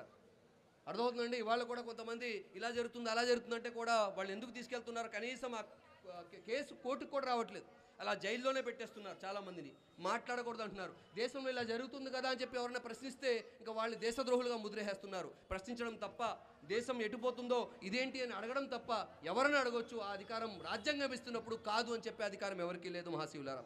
అలాగే అజీముల్లా ఖాన్ కూడా 1957 సైనిక తిరుగుబాటుకు వ్యూహకర్తగా ప్లానర్, గొప్ప ప్లానర్గా ఆయన ఆ రోజు మనకి సహాయ సహకారాలు అందజేశారు. అలాగే మొహమ్మద్ బఖ్త్ ఖాన్ కూడా బహదూర్ షా జఫర్కి కమాండర్ ఇన్ చీఫ్గా పనిచేశారు. ఆ యొక్క విజయాలు సాధించడానికి ఈయన చాలా అద్భుతమైన మరి సహాయ సహకారాలు అందజేశారు. అలాగే బహదూర్ షా జఫర్ మొదటి స్వాతంత్ర సమరానికి నాయకత్వం వహించారు ఆయన. ఆయన జైలులో 1862లో బ్రిటిష్ వారికి వ్యతిరేకంగా పోరాడారని చెప్పి జైల్లో పెట్టేశారు. ఆయన జైలులోనే శ్వాస విడిచారు తప్ప బ్రిటిష్ వాళ్ళు కాళ్ళు పట్టుకొని నన్ను క్షమించండి అని చెప్పి బయటకు వచ్చిన వాళ్ళలో ఏ ముస్లిం కూడా లేడు. ఒక్కడు కూడా జైల్లో ఉండిపోయారు, చనిపోయారు, ఉరిశిక్ష వేయబడ్డారు తప్ప అయ్యా క్షమించండి అని చెప్పి కాళ్ళు పట్టుకొని క్షమాపణ పత్రం రాసిన ఒక్క ముస్లింను చూపించమని నేను చెప్తాను. ఒక్కడు లేడు. ఇటువంటి గొప్ప స్వాతంత్ర సమృద్ధులు ముస్లింలు ఉన్నారు. మొహమ్మద్ షేర్ అలీ కూడా ఉన్నారు. ఆయన కూడా 1942లో పేషావర్లో జన్మించారు. ఆయన కూడా మరణ శిక్షను ఆయనకి వేయడం జరిగింది 1868లో. అలాగే బేగం హజరత్ మహల్ ఇందాకే మనం చూసాం. ఆవిడ కూడా అనేక రకాలుగా 1857 సైనికుల తిరుగుబాటులో చాలా ప్రముఖమైన పాత్ర వహించారు. మీకు తెలుసా, ఎంతోమంది మహిళలు ఆ యొక్క సైనిక తిరుగుబాటులో చనిపోయారు. అందులో 225 మంది ముస్లిం మహిళలు ఉన్నారు. గొప్ప విప్లవకారులు. ఆడవాళ్ళు తక్కువ అని చెప్పి చేసి మాట్లాడతారు. దేశం కోసం ఆడ మగ కూడా లెక్కపట్టలేదు. నేను దేశానికి ఈ యొక్క భరతమాతకి బిడ్డనే అని చెప్పి వాళ్ళు వెళ్ళి త్యాగాలు చేశారు. అటువంటి గొప్ప దేశంలో మనం నివసిస్తున్నాం. భారతీయులు ఉన్నందుకు గర్వపడాల్సిన అవసరం ఉంది. అలాగే విద్య కోసం బ్రిటిష్ కాలంలో విద్యను తొక్కేస్తున్నారు, భారతీయులు చదువుకోవడానికి అవకాశం ఇవ్వట్లేదని చెప్పి విద్య కోసం పోరాడిన మహిళ బేగం రొఖియా సఖావత్ హుసేన్. అలాగే ఖాన్ అబ్దుల్ గఫార్ ఖాన్, ఈయన ఫ్రంటియర్ గాంధీ అంటారు. ఈయన చాలా గాంధీ గారి యొక్క అహింస సిద్ధాంతాలు ఏదైతే ఉన్నాయో వాటిని పాటిస్తూ హిందూ ముస్లింల ఐక్యత కోసం ఆయన ప్రయత్నం చేయడం జరిగింది. అలాగే సయ్యద్ అహ్మద్ ఖాన్, ఈయన కూడా విద్య కోసం, సామాజిక అభివృద్ధి కోసం బ్రిటిష్ వారితో పోరాడి ఇచ్చేశారు. ఏదైతే అలీగఢ్ ముస్లిం విశ్వవిద్యాలయం ఉందో ఆ యూనివర్సిటీని స్థాపించింది కూడా ఈయనే. అష్ఫాకుల్లా ఖాన్, ఈయన 1925లో జరిగిన కాకోరి రైల్వే దోపిడీలో అక్కడ భాగస్వామ్యం తీసుకున్నారు. స్వాతంత్ర ఉద్యమానికి కావాల్సిన నిధులు సమకూర్చడానికి ప్రత్యేక పాత్రను ఆయన పోషించారు. అలాగే మౌల్వీ సయ్యద్ అలావుద్దీన్ గారు ఉన్నారు. అలాగే చాలామంది వీళ్ళంతా ఉన్నారు. 25 సంవత్సరాల దుర్భర ఖైదు జీవితాన్ని, జైలు జీవితాన్ని అనుభవించి ఆయన తుది శ్వాస అక్కడ జైలులో వీడడం జరిగింది. ఇలా మనం చెప్పుకుంటూ పోతే సమయం దొరకదు. ఆ చెప్పేంత సాహసం కూడా నేను చేయను, అంత సమయం కూడా లేదు. కాబట్టి అందరూ విద్యావంతులే కాబట్టి అందరి చేతుల్లో కూడా ఫోన్ ఉంది కాబట్టి గూగుల్ చేసి Muslim freedom fighters fought for the country అని చెప్పి మీరు కొట్టినట్లయితే ఆటోమేటిక్గా వాళ్ళ డీటెయిల్స్, వాళ్ళు ఎంతమంది వచ్చారు, అలాగే వాళ్ళు ఏం కృషి చేశారనేది కూడా మీకు వస్తుంది. కాబట్టి ఈ నాలెడ్జ్ పిల్లలకి ఇవ్వడానికి ప్రయత్నం చేయండి. అలాగే హిందూ ముస్లింల పరస్పర మరి ప్రేమ, వీళ్ళంతా కలిసి పనిచేశారు. అటువంటి కొన్ని ఉదాహరణలు చెప్పి నా యొక్క విషయాన్ని ముగించడానికి ప్రయత్నం చేస్తాను. ఖిలాఫత్ ఉద్యమం జరిగింది, మరి నాన్ కోఆపరేషన్ ఉద్యమంలో కూడా మరి చాలామంది మౌలానా అబుల్ కలాం ఆజాద్ గారు చాలా పాత్ర పోషించి ముస్లిం హిందువుల్ని ఒక వేదిక మీద తీసుకొచ్చే ఘనత మరి గాంధీ గారికిను మౌలానా అబుల్ కలాం ఆజాద్ గారికి ఉంది. అలాగే 1957 ఏదైతే సైనికుల తిరుగుబాటు జరిగిందో అందులో మంగల్ పాండే హిందూ సిపాయి, అలాగే బహదూర్ షా జఫర్ ముఘల్ చక్రవర్తి ఆధ్వర్యంలో ఐక్యంగా వాళ్ళు కలిసి ప్రతిఘటించారు. నువ్వు హిందూ కదా, నేను ఇలా వస్తాను, నువ్వు ముస్లిం కదా, అలారా అని చెప్పి చెప్పుకోలేదు. మనమంతా కూడా వాళ్ళకి వ్యతిరేక, వాళ్ళు మన శత్రువులు అంతే, మనమంతా కలిసి పోరాడాలని వాళ్ళు పోరాటం చేశారు. అలాగే కాకోరి రైలు దోపిడీ కూడా చెప్పాను. అష్ఫాకుల్లా ఖాన్ మరి రామ్ ప్రసాద్ బిస్మిల్ వీళ్ళిద్దరు కూడా స్నేహితులే. వీళ్ళిద్దరూ కలిసి ఆ దొంగతనానికి పాల్పడ్డారు. దేశం కోసం వాళ్ళు కూడా మతం చూడలేదు, మనమంతా భారతీయులు మనం వాళ్ళు చూసుకున్నారు. అలాగే ఖుదాయ్ ఖిద్మత్ గారు ఉద్యమంలో కూడా ఖాన్ అబ్దుల్ గఫార్ ఖాన్ గాంధీజీతో కలిసి అక్కడ పనిచేయడం జరిగింది. అనేక స్వదేశీ ఉద్యమాల్లో కూడా వాళ్ళు పాలు పంచుకోవడం జరిగింది. చివరికి మరి ఝాన్సీ లక్ష్మీబాయి మహిళ, చాలా గొప్ప, అందరికీ మనకు తెలుస్తుంది. గుర్రం మీద ఆవిడ బిడ్డను కట్టుకుని ఉంటారు, కానీ ఆవిడ వెనుకుండి ఆవిడకి నీడలా ఉండి కూడా ఎవరైతే చేశారో ఆవిడ ఉమ్మాది బేగం, ఉందా బేగం, ముందార్ బేగం అని కూడా అంటారు. ఆవిడ ప్రముఖ పాత్ర వహించారు. ఆవిడ ఝాన్సీబాయికి నీడలా ఉన్నారు. ఆమె కోట కాపాడడానికి, ఆమె గొప్ప రాణిగా మరి పేరు ప్రఖ్యాతులు మరి ఖ్యాతించడానికి మరి రావడానికి ప్రధాన కారణం ఈ యొక్క మరి ముందార్ బేగం కూడా ఉన్నారు. చరిత్ర చూడండి, కేవలం ఝాన్సీబాయి గురించి మాట్లాడుకుంటాం, కానీ ఆవిడ పక్కనే మరి సైడ్ యాక్టర్గా ఎవరున్నారు అంటే ముందార్ బేగం ఉన్నారు. మహాశివులారా, అలా వాళ్ళు చాలా రకాలుగా కృషి చేశారు కాబట్టి ఈ యొక్క స్వాతంత్రం మనకు వచ్చింది. మరి చివరగా మరి ఏ స్ఫూర్తితో హిందూ ముస్లిం సిక్ ఇసాయి అనే భేదభావాలు లేకుండా వాళ్ళంతా కలిసి మరి భారతదేశం మేము భారతీయులు అని చెప్పే స్ఫూర్తితో దేశ స్వాతంత్రం కోసం ప్రాణాలు వదిలి మరి త్యాగాలు చేసి, డబ్బైనా వాళ్ళ యొక్క టాలెంట్ అయినా స్కిల్స్ అయినా అనేక అవసరమైతే జైలుకైనా వెళ్ళారు, ప్రాణాలైనా వదిలారు. ఎందుకు అంటే భారతీయులు. అదే స్ఫూర్తితో ఇవాళ మనం కూడా ముందుకు వెళ్ళాల్సిన అవసరం ఉంది. అందరూ కలిసి ఇందాక అన్నట్టు బిల్డింగ్ కట్టి తర్వాత ఎవరిదాడు నాకు తీసుకుంటానంటే ఆ బిల్డింగ్ ఏమవుద్ది? బిల్డింగ్ కట్టాలి అని పిలుపునిచ్చాను నేను. ఒకడు ఇటుకు తెచ్చాడు, ఒకటి సిమెంట్ తెచ్చాడు, ఒకటి ఐరన్ తెచ్చాడు, శుభ్రంగా కట్టావో సూపర్ సూపర్ పండగ చేసుకున్నాం, గణతంత్ర దినోత్సవాలు చేసుకున్నాం. ఇప్పుడు ఏంటి అంటే ఏముంది, నా ఇటుక నేను పట్టుకెళ్ళిపోతానంట, నా ఐరన్ నేను పట్టుకెళ్ళిపోతానంట. ఇప్పుడు ఎవడికాడు పగలగొట్టేస్తే ఏమైపోతుంది? బిల్డింగు వెళ్ళిపోతుంది. కాబట్టి ఇది హిందువుల దేశం కాదు, ముస్లింల దేశం కాదు, క్రైస్తవుల దేశం కాదు, ఇది భారతీయుల దేశం అని చెప్పి చెబుతూ ఇదే స్ఫూర్తి కొనసాగాలని మరి మనమంతా చివరి వరకు కూడా దేశం కోసం ఈ విధంగానే పోరాడే మరి ప్రాణాలు త్యాగం చేసే, దేనికైనా ఏ త్యాగానికైనా సిద్ధంగా ఉండే ఆ సద్బుద్ధిని ఆ దైవం మనందరికీ కూడా ప్రసాదించుగాక. దుష్ట శక్తుల నుండి, మత రాజకీయాల నుండి, కుట్ర రాజకీయాల నుండి దేశాన్ని, మనల్ని, ప్రతి ఒక్కరిని కూడా కాపాడుగాక. ఈ దేశాన్ని మనం ఆధ్యాత్మికంగా, విద్యాపరంగా, సాంకేతికంగా, వైజ్ఞానికంగా ప్రపంచ స్థాయిలో, ఉన్నత స్థాయిలో ఉంచే సద్బుద్ధిని ప్రతి వాడికి కూడా ఆ దైవం ప్రసాదించుగాక. రబ్బనా ఆతినా ఫిద్ దునియా హసనతన్ వఫిల్ ఆఖిరతి హసనతన్ వఖినా అజాబన్నార్ బిరహ్మతిక యా అర్హమర్ రాహిమీన్. వస్సలాముల్ ముర్సలీన్ వల్హమ్దులిల్లాహి రబ్బిల్ ఆలమీన్. జై హింద్.